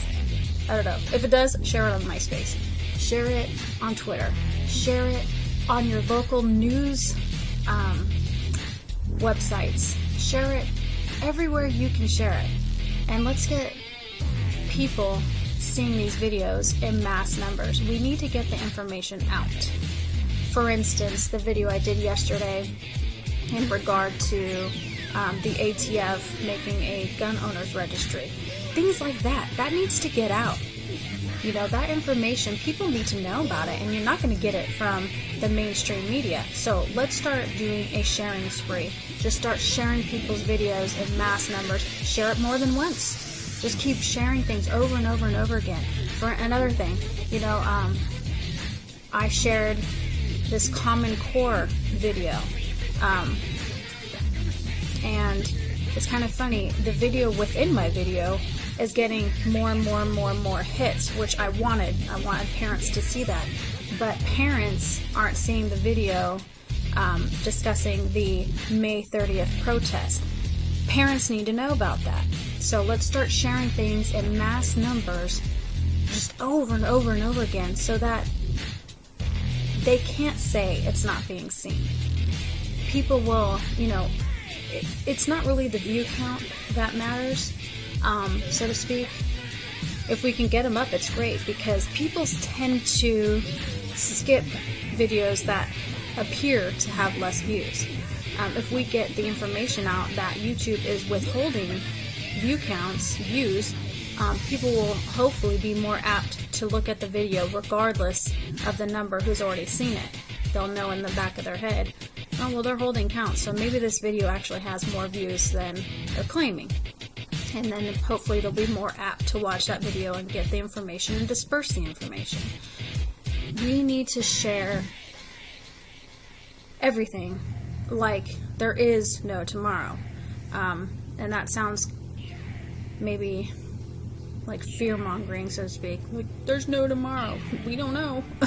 Shit's getting crazy. We don't know. And we need to be able to get this information out to as many people as possible so we can start nipping things in the bud ASAP. Not let it drag on and on and on, you know, like it has been, like this Common Core thing, you know. Now parents are starting to hear about it and know about it, but we need them to know about it today. So let's start getting these videos shared and out there on as many forums as possible. You know, it encouraged people to comment, because when people start seeing, hey, this video has 20,000 comments, but YouTube's only saying that 300 people saw it, it starts to get the wheels turning, you know? Like, what's going on here? What are they doing? And let's just, you know, I mean, this is really all I can think of on how to get the, you know, we're constantly, channels like mine, we're constantly like, please share the video. It's like, no, please share the video. We need to get this information out. It only benefits you in the end. You know, if your rights aren't infringed upon because people found out about something in mass numbers and they were able to squash it, it's benefiting you, you know, and me, you know. It's like, yes, my rights still are intact for one more day. Yay! I mean, we have very little rights left now, and I'd like to try and hold on to the ones we have. with every fiber of my being because, you know, I kind of enjoy freedom. Yeah. As little as I have, I want to kind of keep it intact. But, so, I mean, that's all I can say is if we can start sharing, just a sharing spree, just be sharing little mofos, just go crazy sharing. You know, people are, I'm kind of, you know, you're sharing the same video over and over and over again. Well, did you watch it? No. Well, watch it and I'll stop sharing it. How about that? Got a deal? I mean, it's like, when people see that you're sharing something over and over and over again, they're going, why is this so important? And I click on it and they go, oh, wow, I didn't know about that. So, that's the only way I can think to stick it to the man when it comes to videos. You know, it's just to, spread it far and wide. No, not that. Perverts. But share the videos far and wide and, you know, get as many people to get the information, you know. And a lot of people don't like to share my videos because I swear, but now's not even the time to worry about that. That's like the least thing you should worry about is if somebody uses the word shit or if they say fuck. You know, that should be the bottom of your list of priorities to worry about. Like, the very, like, it should be in your negative list of things to worry about. Like, way at the bottom. It shouldn't even be a thought in your mind, but, so, you know. And if you have to put one of those things like, oh, strong language, fine, whatever. But let's get the information out because, it's doing our country a huge disservice when the people of the country aren't getting the information, and they certainly aren't going to get it from CNN or Fox or MSNBC or ABC. They're certainly not going to get it there.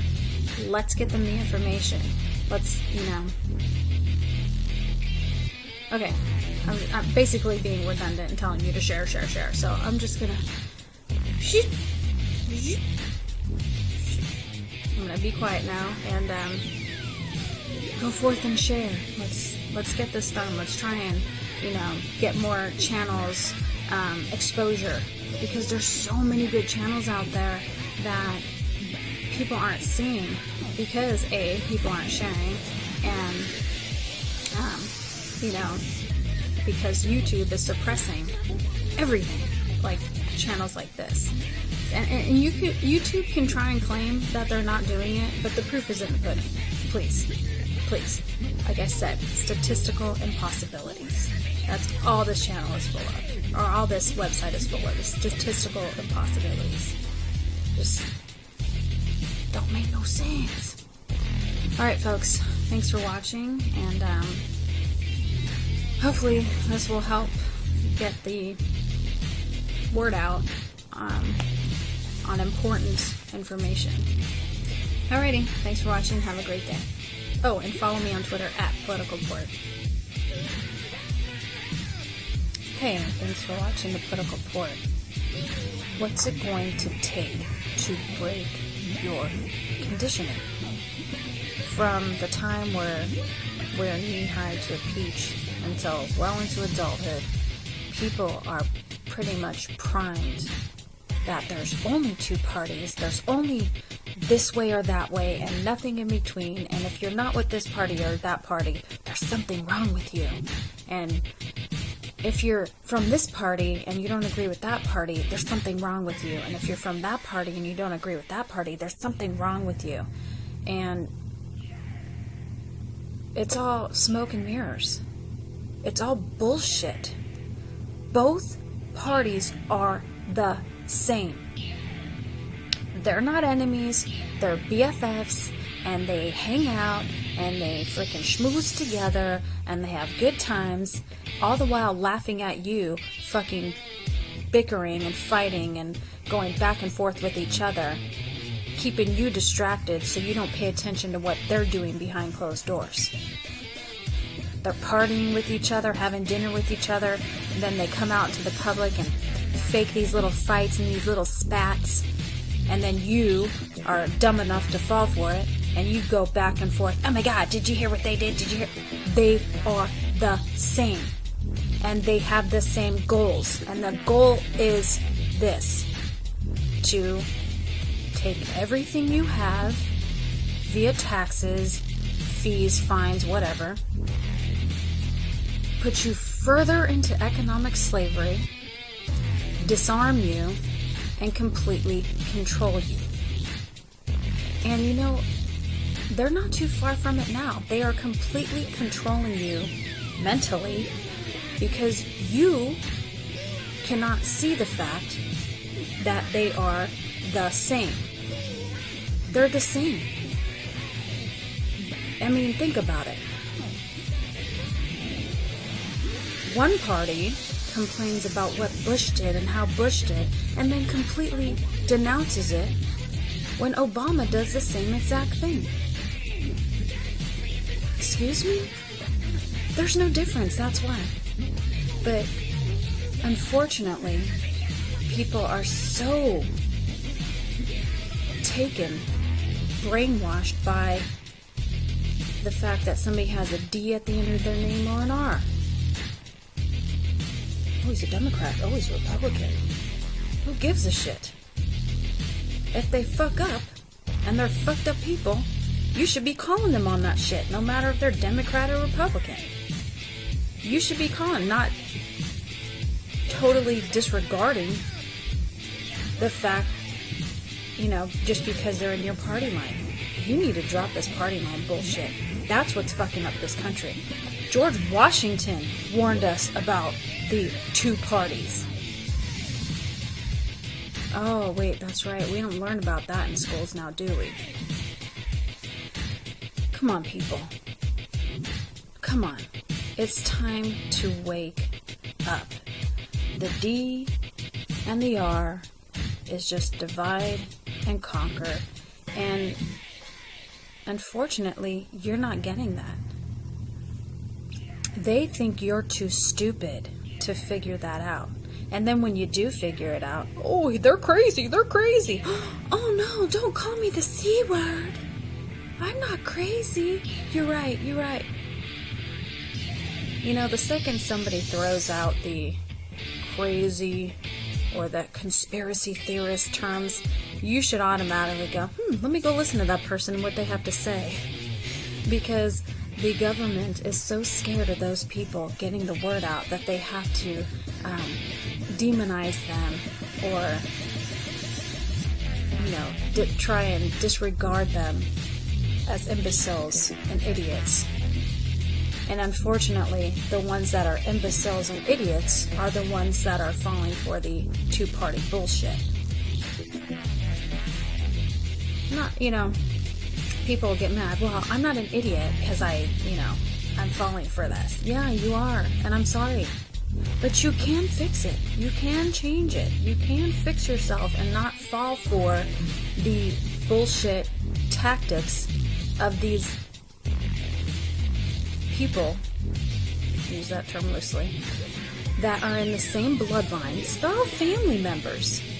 You're not getting that? They're all related, and they all have a design that, you know, a manifesto that they go by, a handbook that they go by to steal everything you have, to include the most precious, which is your freedom, and then, you know, control everything about you. Nobody wants to have their party, you know, nobody wants to take responsibility for what their parties are doing. They just announce it. Like the worst, I think,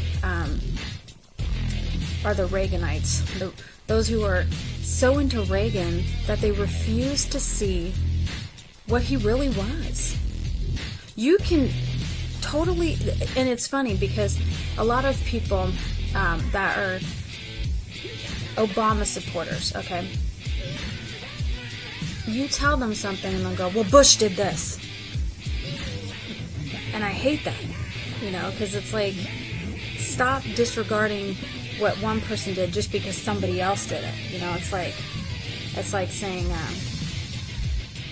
You know, Richard Ramirez killed a lot of people. Well, so did Ted Bundy.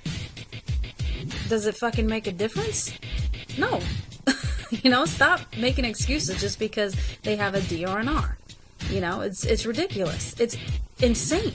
It's insanity to just regard somebody's actions just because they're with a certain party line. You know, but people are going, see how liberals are? They totally just, like, denounce anything that Obama does. But people who are into Reagan do the same exact thing. For instance, the other day, I'm on Twitter, and someone is talking about, puts a Reagan quote about abortion.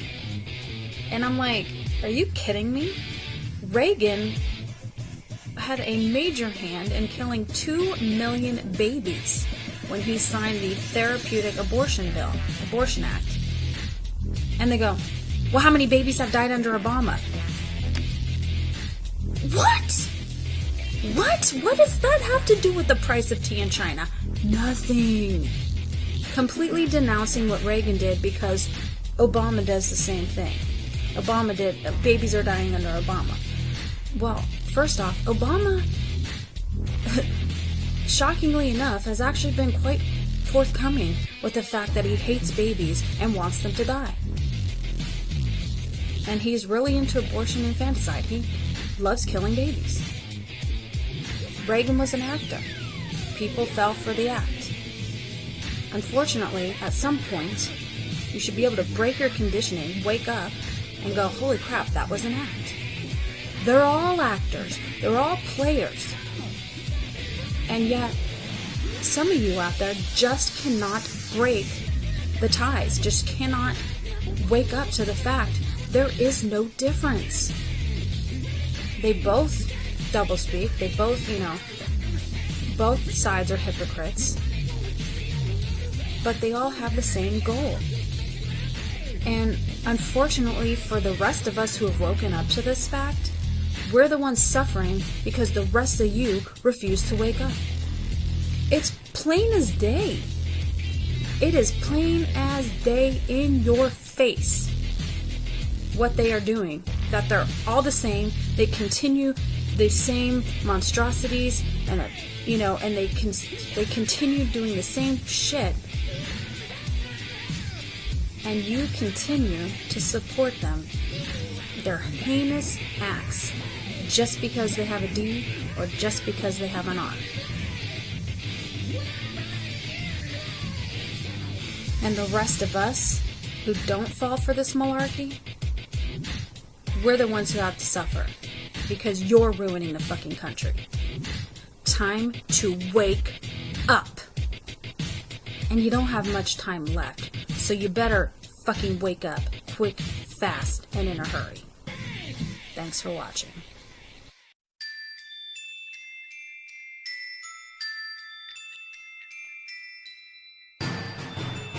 Thank you for tuning into Truth Broadcast Network and welcome to the Nightly News.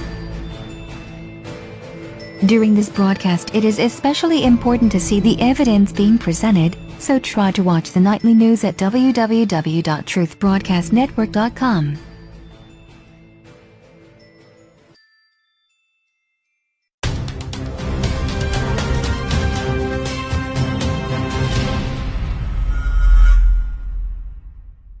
Hey folks, Rob Dew here from Infowars.com, and we have some breaking news going on in the town of Brentwood, New Hampshire. I'm going to show you some amazing video that was caught by the overhead helicopter from WCVB ABC, their local station there. Watch this. Basically what you have here is a duplex. There are two different homes here, and there's a fire raging here. We have this, I'm just going to let this repeat over and over again, but basically what happens, there's a large explosion that happens. I mean, one of the biggest I've ever seen on camera coming out of a house. The front door facade falls off, the garage door blows out, now fire's racing through. As this progressed, basically the whole house burnt down, cops were called in. But I want you to take a look right over here. There's the SWAT team vehicle. So basically what happened, earlier in the day, officers were called out to the scene here. It's 46 Mill Pond Road. And what happened is there was an officer-involved shooting. These incidents do happen. Officers do get shot. Police do respond. And what I'm going to show you now, I'm going to pull up on screen here. You could see smoke just coming out of the roof. And what you see is the SWAT vehicle, which I just pointed out earlier, right in front of the garage door. As you can see now here in the video during the explosion, it has moved farther away. So either they knew it was going to explode or they saw the fire and they backed up. Now the stills I'm showing you are from the same helicopter, but they're not showing you any video. So what we have to ask ourselves is, were the cops in any way involved with this explosion happening? Did they cause it? Did they know it was going to happen? What happened here? We've seen this happen in the past. Do you remember February 2013, the Chris Dorner incident? Here was a rogue LAPD cop who went on a rampage, shooting a few officers, ended up holed up in a ski lodge up in the mountains, and they evacuated the area. CNN then cut the live feed, and Alex Jones went on video right then and there, and we uploaded it to YouTube saying they're going to burn the place down. They're going to burn it down. They're going to drop a bomb down the chimney. They've done that before. We've seen that happen. That's like the MO of the police when they have somebody surrounded. Sure enough, the place burns to the ground, and now I'm going to play some video real quick of what happened after the incident of the cops trying to say, no, we had no intention of burning it down. Here's that video. Burn the gas, burn the gas, burn the gas. Hey, hold it, get out, get the F out. Is anyone founded if they think that this was an intentional burning alive of the suspect? I don't know, really how to respond to the recording. They have not been able to determine who started the fire inside the cabin, whether it was the suspect, presumably Dorner, or if it was perhaps one of the things that the SWAT team out there had planned in advance of this. I can tell you that it was not on purpose. We did not intentionally burn down that cabin. Tail 4, we're just bringing fire in about 200 yards out. Your call. Charlie, you ready for fire? 61 Charlie, 61 Lincoln, negative. We used the next tier gas was that was pyrotechnic. Does generate a lot of heat. We introduced those canisters into the residence. There was some chatter that was caught, I guess, on the scanners and everything about a burner, and I don't know what that is. Can you explain what a burner is? The pyrotechnic type canisters are commonly referred to as burners. 7 burners deployed and we have a fire. Copy, 7 burners deployed and we have a fire.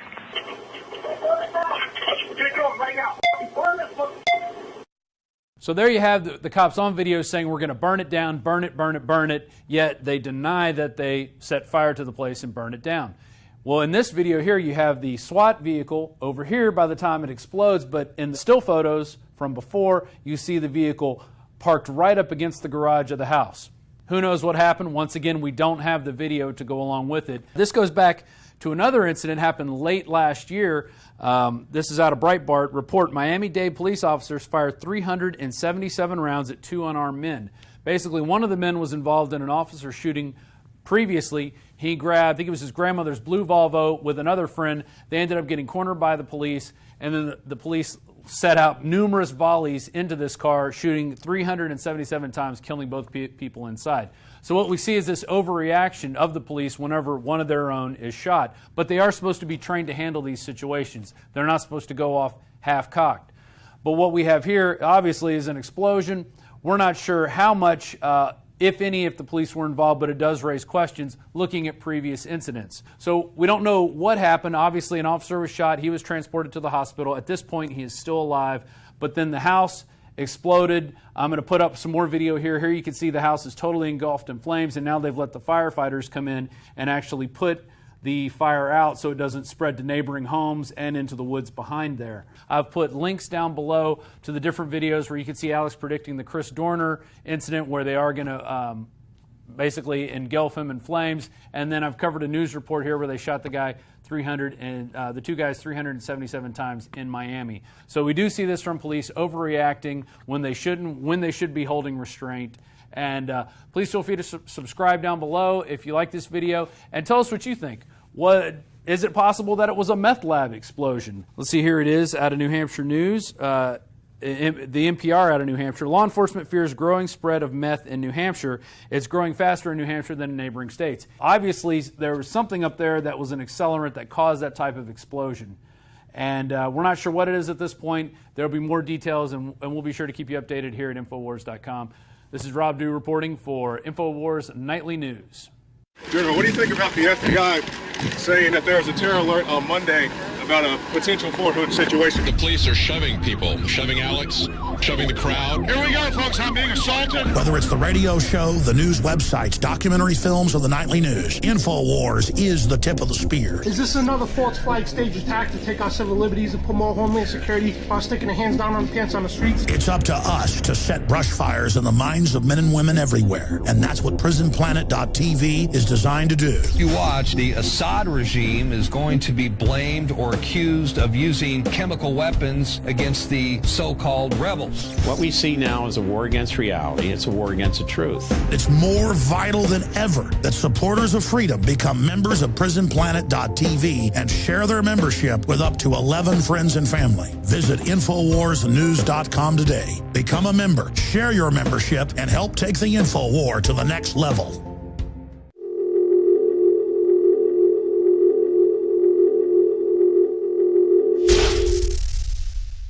It was a near miss over the skies of Florida back in March when an American Airlines regional jet almost collided with an unmanned drone.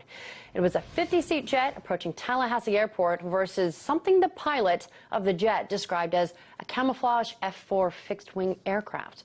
Archie's Nicholas O'Donovan reports on the potential dangers planes face more and more as drones take off.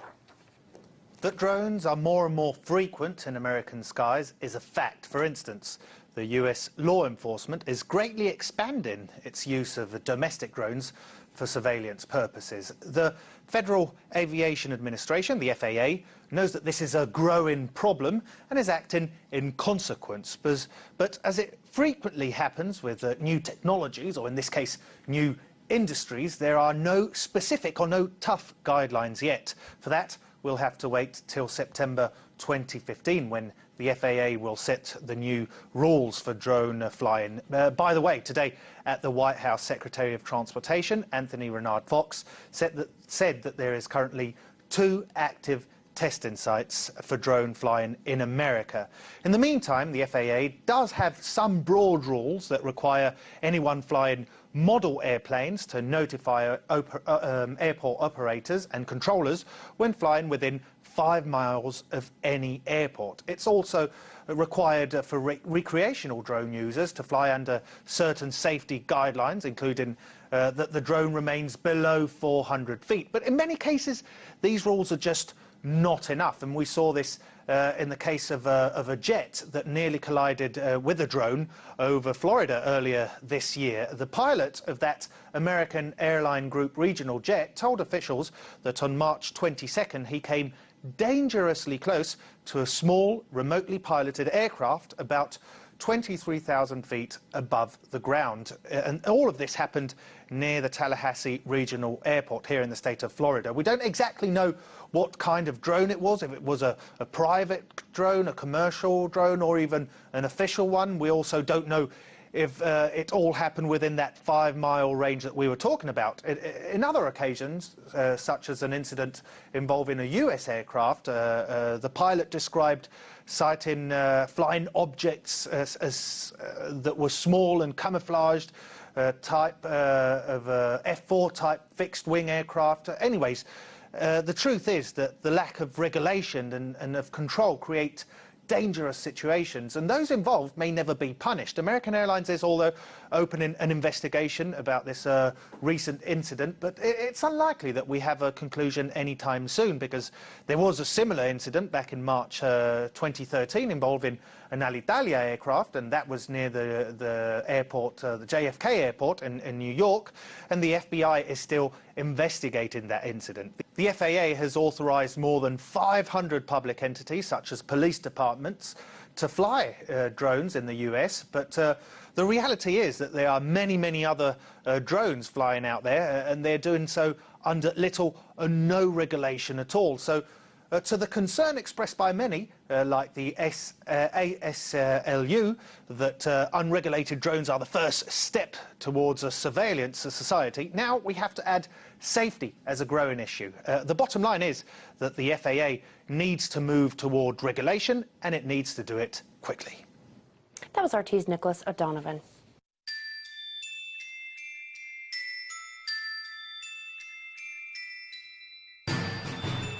Thank you for tuning into Truth Broadcast Network and welcome to the Nightly News. During this broadcast, it is especially important to see the evidence being presented, so try to watch the Nightly News at www.truthbroadcastnetwork.com.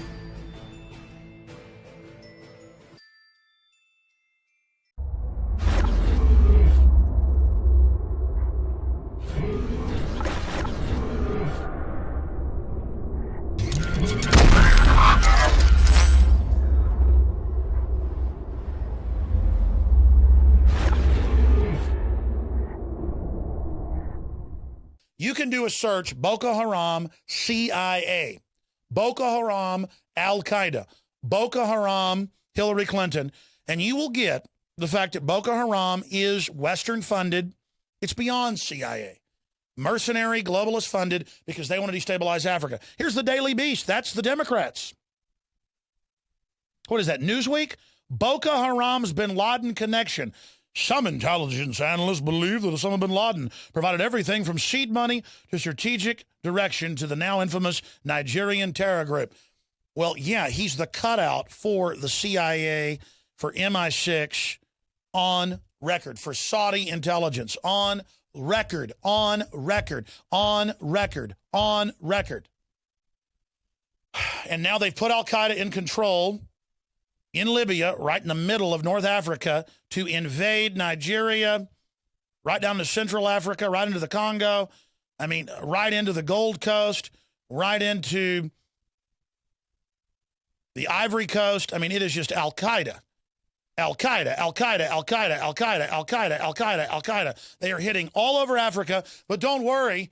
Here comes the army. So here comes the Army. Here comes Northcom. Here comes the Marines. From the halls of Montezuma to the shores of Tripoli, we will fight George Soros's battles. Al-Qaeda's blowing everything up. Boko Haram kidnapped women. What do? You call in the Big Red One and the Army. Here come the drones. What does the head of the Pentagon say? What does the Army Secretary say? It's time to drone everything. Drones are sexy. Drones are good. Well, we'll probably get Michelle Obama and Jay-Z to call for it. Bomb anybody and everybody. Kill everybody. Line up villagers, Christian, Muslim, animist. Murder them. Take their gold. Take their timber. Make them slaves. Put them in slave pits. It doesn't matter because there was a Muslim, Boko Haram, and Michelle, the most beautiful snapping turtle in North America. Why, she came out, ladies and gentlemen, and she said, bring our girls home. Even though Hillary runs the whole operation and the White House is behind it.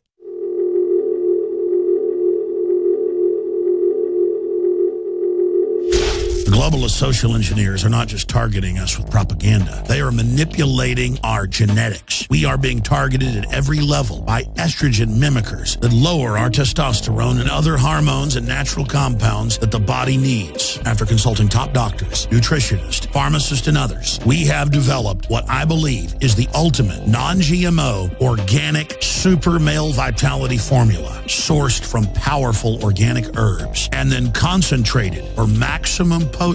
Super Male Vitality was developed to activate your body's own natural processes instead of using synthetic chemicals. Super Male Vitality by InfoWars Life is so powerful that I only take half the recommended dose. For a limited time, we are offering 15% off Super Male Vitality at InfoWarsLife.com to introduce you to this powerful supplement. Visit InfoWarsLife.com today to secure your Super Male Vitality. InfoWarsLife.com. A third of people in the UK fear the spread of Android technology, according to a new poll. The biggest concern is the potential use of killer machines in the hands of military. So artist Sarah Firth went to find out whether robots are a threat to humanity or just handy helpers.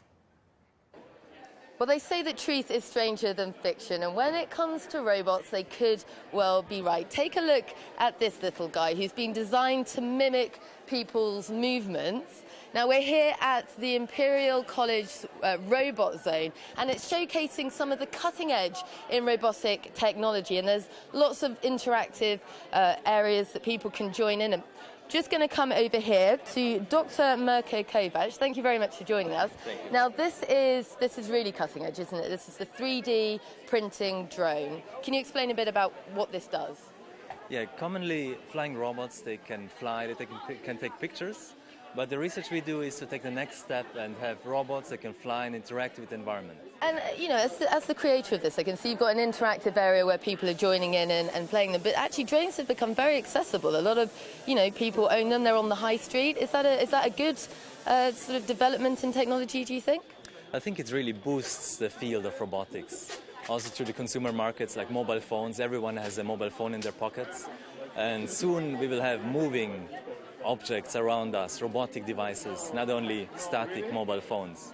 So this revolution will be one of the major ones in this century, and this definitely, I mean, the consumer market really pushes that, and it's a good thing, I think.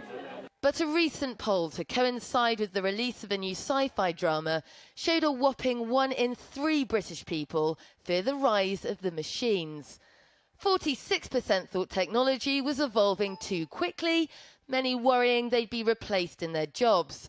And a surprising 17% of those questioned said they'd be prepared to have intimate relations with an android.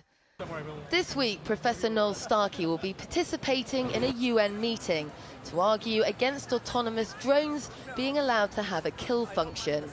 But he says there's no need to be scared of innovation, just cautious about certain aspects of it. You know, non-robots are fun, but they mustn't kill people. At least not, they mustn't kill people when they're making the decision or somebody's allocating the decision to them. That's the only part of this that we don't like. And sometimes people get the wrong idea and think that this will stifle innovation. Well, we're hoping to stifle the innovation of robots killing people, but not stifle any other kind of innovation. So this little guy is currently doing Tai Chi, which is more than I can do.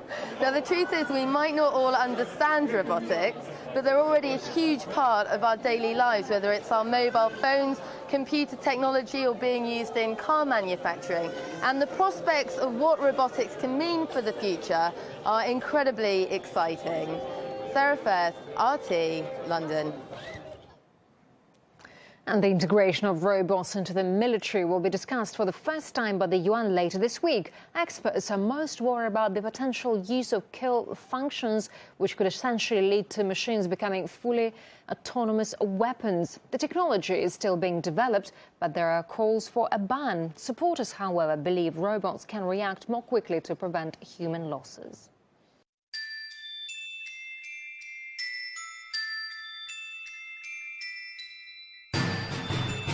Thank you for tuning into Truth Broadcast Network and welcome to the Nightly News. This newscast consists of late-breaking information created by the world's truth activists which lay bare the deceptions being perpetrated by the New World Order. The work of these activists appearing on the Truth Broadcast Network should not be construed as an endorsement of them or their other work. That said, these videos were specifically chosen by the network and we thank the tireless activists for producing them. During this broadcast it is especially important to see the evidence being presented, so try to watch the nightly news at www.truthbroadcastnetwork.com.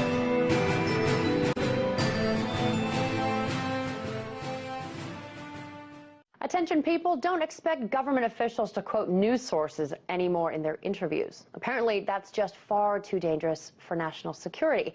According to the Office of the Director of National Intelligence, that is.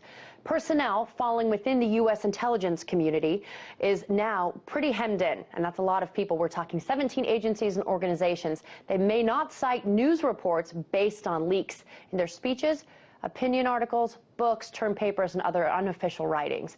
This is on top of a new review policy stating that the ODNI personnel engaging in freeform discussions related to work must get pre-authorization first with an outline of topics, expected questions, and their responses which is key.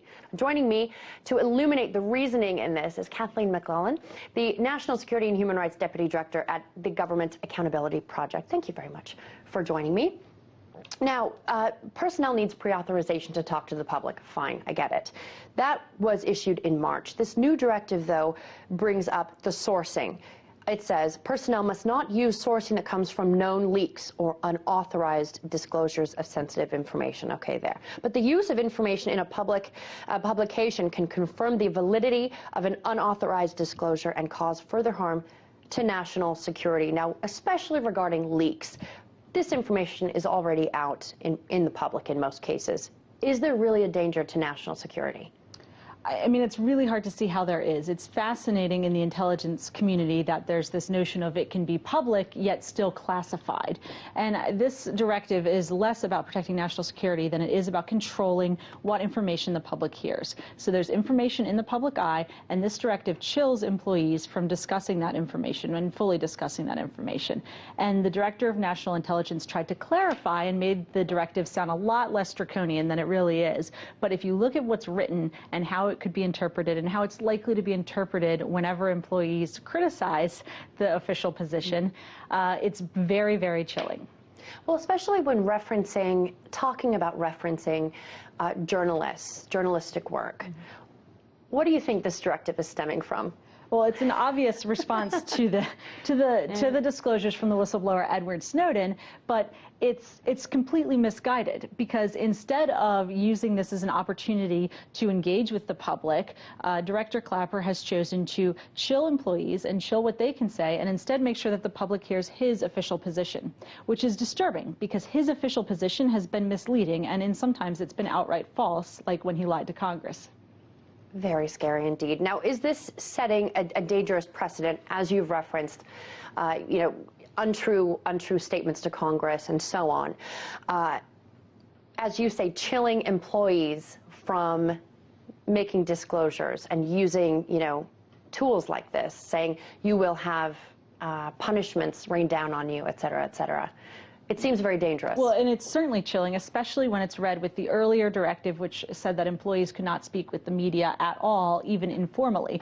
So when you have those two, combined with the record number of Espionage Act prosecutions brought against alleged leakers who are really almost always whistleblowers, that sends a very chilling message. And I think the public is really who's going to suffer. I mean, employees have a constitutionally protected right to speak on matters of public concern in the U.S. So the public is not going to hear from these people. They are going to be chilled, and the public is going to hear from the intelligence community leadership. And that leadership those are the same people that have been lying to the American public and the world about the scope of the National Security Agency's mass surveillance apparatus.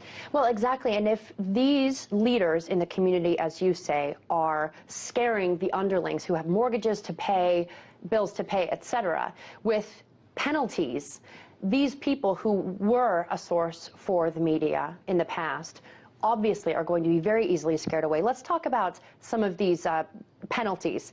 The failure to comply. According to the ODNI, failure to comply may result in the imposition of civil and administrative penalties and may result in the loss of security clearances and accesses. Civil penalties, very ambiguous, very dangerous, it seems. What was your reaction when you read this? Well, civil penalties almost always is going to mean a loss of job, a loss of income, and the security clearance is actually probably the heaviest penalty. That is the death knell for an intelligence community employee. It prevents you from being a contractor. It prevents you from working in your field of expertise, and it's used as a retaliation tool against a lot of whistleblowers and anyone who criticizes the government. And I think the more important point is that this is going to be selectively enforced. It's almost certain to be selectively enforced. It's hard to see a General Michael Hayden, a former NSA director, or Keith Alexander, who just retired. It's hard to imagine that they will be cracked down on for speaking out,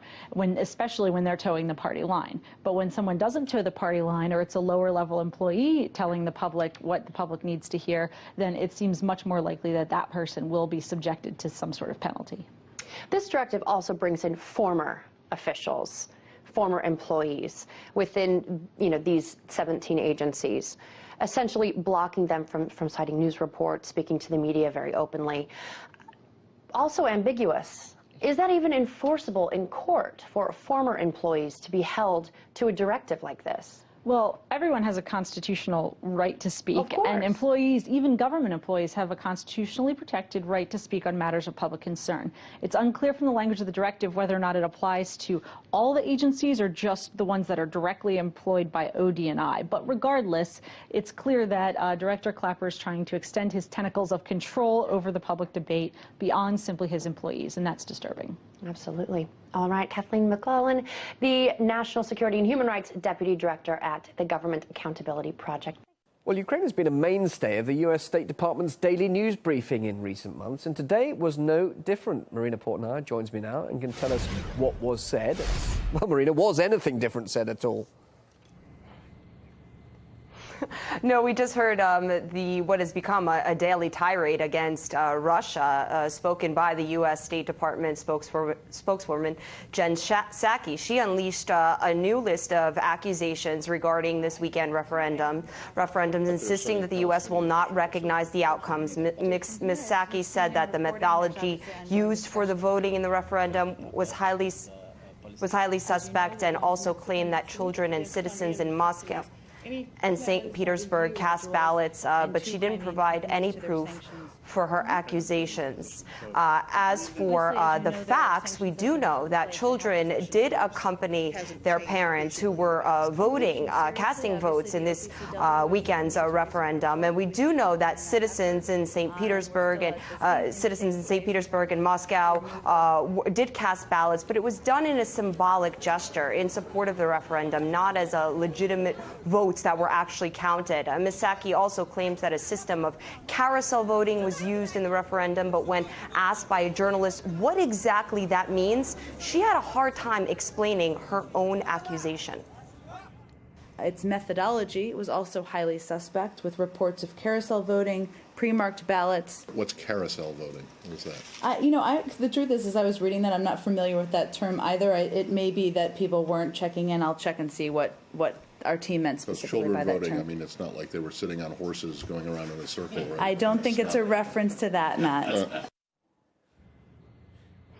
Once again, Ms. Psaki recycled her criticism about Moscow, accusing the Kremlin of not doing enough to broker peace in Ukraine, also insisting that tens of thousands of Russian soldiers are still positioned all along Ukraine's borders. Now, during this press briefing on Monday, she also warned Russia against using energy as a bargaining chip with Ukraine. Now, Kyiv currently owes Moscow a reported $3.5 billion for gas supplies. A journalist asked Ms. Psaki how she expects for that debt to actually be paid.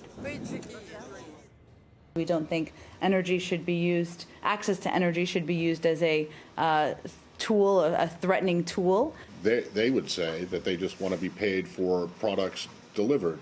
I think the back context of the situation on the ground means that this is not just business as usual, obviously. Broadly speaking, you do think that the Russians have a right to demand to be paid for a product which they are selling. Again, Matt, I'm happy to pull this up when I get back to my desk, but there's a range of details involved in their agreements in the past, and they've made threats around them before. Clearly, she's short for answers during this press briefing on Monday. But what we also found out, according to Ms. Psaki, is that the Obama administration has expressed its disappointment with France over its relations with Russia. Why? Well, because France is planning to proceed with a 1.2 billion euro sale of 2 warships to Russia. This is something that the U.S. administration does not want. They wanted Russia to be isolated with sanctions, but France is proceeding with this sale because A, it's a contract, and B, it brings jobs and revenue to France. Now, what we did not hear from the U.S. State Department spokesperson during this briefing is any mention of Kyiv's ongoing military operation in eastern Ukraine. She didn't acknowledge the death of 2 civilians over the weekend who were allegedly killed when the National Guard raided one of the cities holding a referendum. Ms. Psaki also has not denounced the fact that Kyiv refers to protesters in eastern Ukraine as terrorists. Obviously, all parties involved are saying that they want to see dialogue between the opposition and the appointed government in Ukraine, but the word terrorist is not the kind of dialogue that parties are referring to. And that word terrorist and the fact that Kyiv refers to opposition members as terrorists is something that the U.S. administration has not even addressed or denounced. Marina, thanks very much indeed for that. Marina Portnoy there.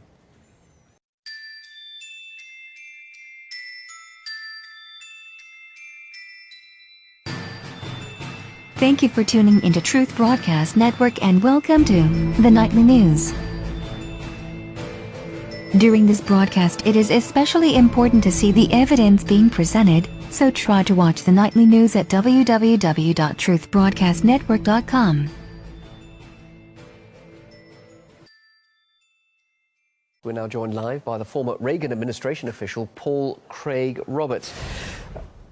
Now, Paul, the way that Victoria Nuland has been speaking, it seems that NATO seriously believes that Russia is set to invade the Baltic states. They might be that stupid. I wouldn't put any stupidity past Victoria Nuland. Look, what this is all about is Washington had hoped to grab Ukraine, especially the Russian naval base in Crimea, in order to evict Russia from the naval base and thereby cut them off from the warm water port and access to the Mediterranean. Now, Washington lost that game. So they're trying to retrieve it by starting a new Cold War. And that's what all this talk is about. Now they're pretending that Russia is going to invade the Baltics or Eastern Europe.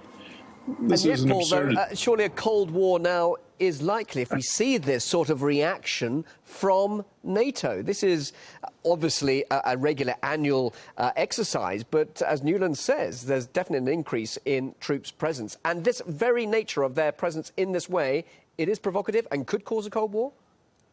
Well, Washington wants a Cold War. They need it.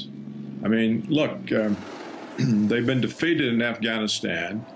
They were blocked from attacking Syria and Iran. So they've got to keep the military security complex funded, because that's where an important part of their campaign contributions come from. You see, when Washington gives the taxpayers' money to the military sector, it is cycled back in campaign contributions to keep them elected, keep them in office. So they have to have conflict. So with the wars in the Middle East winding down, apparently, they have to start a new conflict. And since they lost their plan to take over the Ukraine, which is defected, much of it, back to Russia, they're going to start a new Cold War. That's what this means. Now, they haven't put enough troops or aircraft in these countries to make any difference, but they want to. So what Russia's faced with is a new Cold War, and the best thing the Russian government could do is just ignore it and go on making its relations with China and India and Brazil and South America and go on about its business and leave the dollar system and simply quit trying to be accepted by Washington. Washington is not going to accept. Let me read you the Wolfowitz Doctrine. This is Paul Wolfowitz, the Deputy Secretary of Defense. This is the Wolfowitz Doctrine. Our first objective is to prevent the reemergence of a new rival, either on the territory of the former Soviet Union or elsewhere, that poses a threat on the order of that posed formerly by the Soviet Union. This is a dominant consideration underlying the new defense strategy and requires that we endeavor to prevent any hostile power from dominating a region whose resources would, under their control, be sufficient to generate global power. Now, by hostile power, Wolfowitz means any country that's not under Washington's thumb, any independent country. So that's the doctrine here, and I think the best thing the Russian government can do is to acknowledge that that is the doctrine. They can't work anything out with this doctrine because Russia, being a rising, powerful state like China, is by definition a hostile power. Paul, thank you for your thoughts on this. Paul Craig Roberts, live here on RT International. Good to talk to you. Thank you. On March 2, 2014, over 40 people were murdered in Odessa, Ukraine. Some eyewitnesses claim that the real number is over 100. Some of the victims were burned alive, others were strangled or beaten to death. A pregnant woman was among those killed. I'm not going to show the images of the dead bodies directly in this video because doing so would either get the video blocked or age restricted. In the description you'll find a link to a page where you can view those images and videos if you're so inclined. I warn you though, they are truly horrific and should not be viewed in front of children. Now the mainstream media and Western politicians have glossed over what happened that day. They've attempted to blur the chain of events and have completely avoided condemning those responsible. Instead, they've blamed the anti-Kiev protesters and Russia for the violence. But what about that video that showed the anti-Kiev protesters firing automatic weapons during the clash? You're probably thinking about this video. This is the video that the corporate media outlets broadcasted to the public, which shows what appears to be anti-Kiev protesters firing on Maidan protesters on May 2nd. Open and shut case, right? These guys brought this on themselves. If you just saw this clip, that would be the obvious conclusion. However, this isn't the only clip that we have. We have quite a bit of footage that the mainstream media isn't showing you, and that footage tells a very, very different story. Here's that same scene with the shooter videotaped from a different angle. Now pay close attention to the people he's with. The red armbands these guys are wearing are supposed to symbolize the anti-Kiev contingent. In particular, pay attention to this man in the brown jacket. Also take note of this padding that he's carrying in his right hand. This guy with the brown jacket is important, and you'll see why when we show you the next clip. This next clip I'm going to show you first at normal speed, then we're going to slow it down and freeze frames to point out important details. Пострадал начальник милиции общественной безопасности Фучиджи. У него ранение в руку.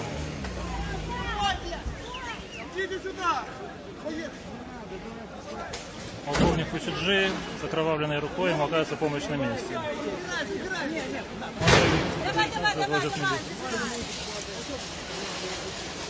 Now, if we freeze this frame, the man in the back of the ambulance that invites the police officer to get in looks an awful lot like the shooter. But this is a very brief scene and the image isn't clear enough to hang a case on it. However, what we see next is very clear. Remember the man with the brown suit and the odd padding that was in the contingent that was firing on the protesters? Here he is again, helping a police officer get into that ambulance, carrying that masked man.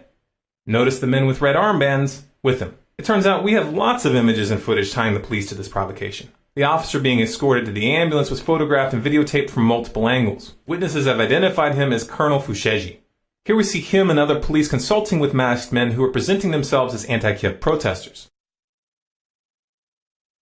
Here we have an unidentified officer giving instructions to a group of these masked men. Why would the Ukrainian provisional government work with thugs presenting themselves as the opposition? Why would they stand by and allow these thugs to escalate the situation by firing into the crowd and then flee the scene with them? Doesn't that strike you as a little bit odd? This is a very old tactic. The technical term, which has been in use since the 1870s, is agent provocateur. That's French for provoking agent. Authorities use agent provocateurs when they want to manufacture a justification for a crackdown against their opponents. And boy did they capitalize on that justification in Odessa. The Maidan protesters, which eyewitnesses say outnumbered the anti-Kiev protesters 10-1, headed straight for the opposition's campground. First, they burned down their tents. The anti-Kiev protesters tried to put up a defense at the door, but the Maidan crowd began throwing Molotov cocktails. Soon the building was engulfed in flames, but the Maidan people didn't stop. Here's what the scene looked like on the ground. You can hear the crowd cheering as they set the building ablaze.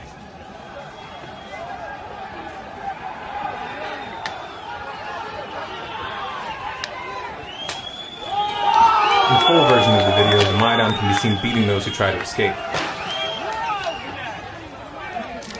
Here you can see a Maidan activist shooting at those trying to escape from the windows. There was a fire station less than a kilometer away, but they didn't intervene for hours. Why? Here's why. The Maidan crowd blockaded the fire truck and wouldn't let the firefighters operate.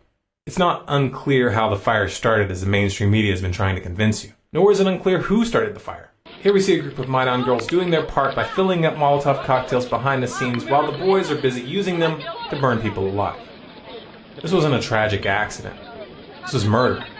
One of the official YouTube channels for the Maidan, Euromaidan PR, uploaded this video right after the blaze where they do a walkthrough of the building examining the corpses. They entitled it Russian Terrorists Burned Alive in the Trade Union Building Fire in Odessa, Ukraine, May 2nd, 2014. They were proud of what they did, and they weren't the only ones. Following is a screenshot I took from a public post on Facebook made by the Ukrainian nationalist Irina Farion, who publicly commended the murderers. All over the internet, self-proclaimed fascists were hailing this as a victory for the extreme right. A victory over who? There were no Russian citizens among the dead. They were all Ukrainians. I'm not going to show you the video that they uploaded. It's far too graphic. Again, you'll find a link in the description to watch it if you're so inclined. As horrific as the video is, it's a bit deceptive because it doesn't show the pregnant woman who was killed upstairs. Her body wasn't burned at all. She appeared to have been strangled to death. What's even more disturbing is that there was video taken from the ground which captured the audio of her screaming in her final moments. After the screaming stopped, Maidan activists presented themselves at the window, gleefully waving the Ukrainian flag. During all of this, the police were standing by and did nothing. There was no investigation. In fact, the provisional government in Kiev has blamed the anti-Kiev protesters for the fire and arrested the survivors. Apparently, these people burned themselves to death and strangled their own people. Right. Does this all seem out of place with the narrative you've been handed for months by the media and the politicians? You believed them when they told you that the accusations that the Maidan was run by neo-Nazis were just baseless conspiracy theories, even though the BBC was reporting on their rise back in 2012. In that first report, they specifically placed attention on a group called Svoboda, led by a man named Oli Tyanibok. In that article, they referred to Svoboda as a proto-fascist organization, and they covered Tyanibok's long history of targeting Jews and ethnic Russians. They pointed out that in 2004, he was kicked out of Viktor Yushchenko's government for making a speech calling for Ukrainians to fight against a, quote, Muscovite Jewish mafia. And in 2005, he signed his name to an open letter to the leadership of Ukraine entitled Stop the Criminal Activities of Organized Jewry. Here's that same Oli Tyanibok rubbing shoulders with John McCain, and here with U.S. State Department diplomat Victoria Nuland. That's the same Victoria Nuland that was caught in a leaked phone call talking about installing Arseniy Yatsenyuk to run the provisional government. And Tyanibok is just one of several known neo-Nazis currently holding high office in Kiev. For example, Dmitry Yarosh, a prominent right sector leader who was installed as Ukraine's Deputy Secretary of National Security. But don't take my word for it. Go read what the BBC said about these people back in 2012. Go look at this article from Reuters which acknowledges that these guys are well positioned in the current government. Then, if you've got the guts, go look at the photos from the crime scene in Odessa. If you do, you'll understand that what we're dealing with here isn't just a few politicians with offensive opinions. These guys are the real deal. These are neo-Nazi fascists who are willing to murder anyone who gets in their way. The US and the EU are backing them, and the corporate media is covering up their crimes. But why would these guys resort to the kind of brutality we saw in Odessa? It wasn't very smart. The images in the video of the crime scene have gone viral. That's a public relations disaster that will have lasting consequences. Why would they do something like this? Because they're running out of options. There's a rebellion spreading all across Ukraine. And in spite of what the corporate media has been trying to sell you, these aren't pro-Russian protesters. The people don't trust the coup-appointed government, and they don't want to live under its rule. What they're asking for is a federal system comprised of states with a certain degree of autonomy, kind of like what the United States used to be.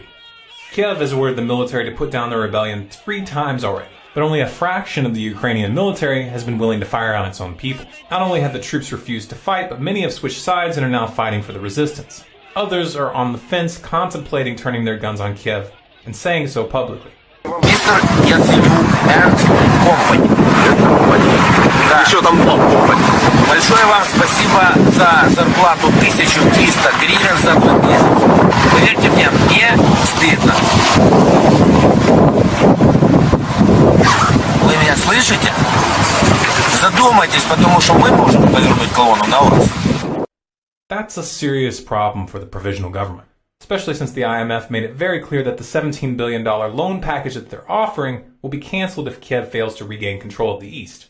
It's worth noting that Kiev began the third military offensive right after the IMF made that threat, and right after the massacre in Odessa, the IMF made the first $3.2 billion payment towards that $17 billion. Guess they earned it. The grand irony here is that these so-called nationalists are apparently too stupid to realize that their leadership has just sold them out. You say you want a Ukraine for Ukrainians, but Kiev just brought in the IMF vultures. The IMF. This is the world's most notorious predatory lender. The Western globalists own you guys now. Debt is a far more insidious method of subjugation than military occupation. At least with an army, you can recognize the enemy, and you can fight them. But when that enemy hides behind banks, they destroy a nation from the inside out. They use your own strength against you. Rather than fighting back, you'll end up groveling at their feet for table scraps. The West doesn't care about Ukraine. They're certainly not concerned about the welfare of their people. Ukraine is just a pawn. It's just a pivot point on the board. The real target is Russia. At this point, they're not even hiding it. If you pay attention, you'll notice the politicians and the media are doing everything in their power to turn the public against Russia. They're working hard to make you hate them and fear them. They're trying to create a boogeyman in your mind, kind of like how they did in the Cold War.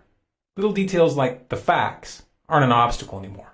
They're just making stuff up at this point, claiming to have evidence of Russian troops in eastern Ukraine, but never correcting themselves after the evidence was debunked. Claiming that the rebels in the east were ordering Jews to register and pay a special tax, never correcting themselves after a Jewish organization with connections to the region came forward to debunk the claim. And of course, predictably, they blamed the violence in Odessa on the Russians too. And they're not going to correct themselves. You've heard the saying, history is written by the winners. That's not poetic. That's a literal truth. Don't let these people win. If you want more content like this, subscribe to Storm Clouds Gathering on YouTube. We also put out regular articles on scgnews.com. You can sign up for email notifications on SCG News, and you can follow Storm Clouds Gathering and SCG News on Facebook, Twitter, and Google+.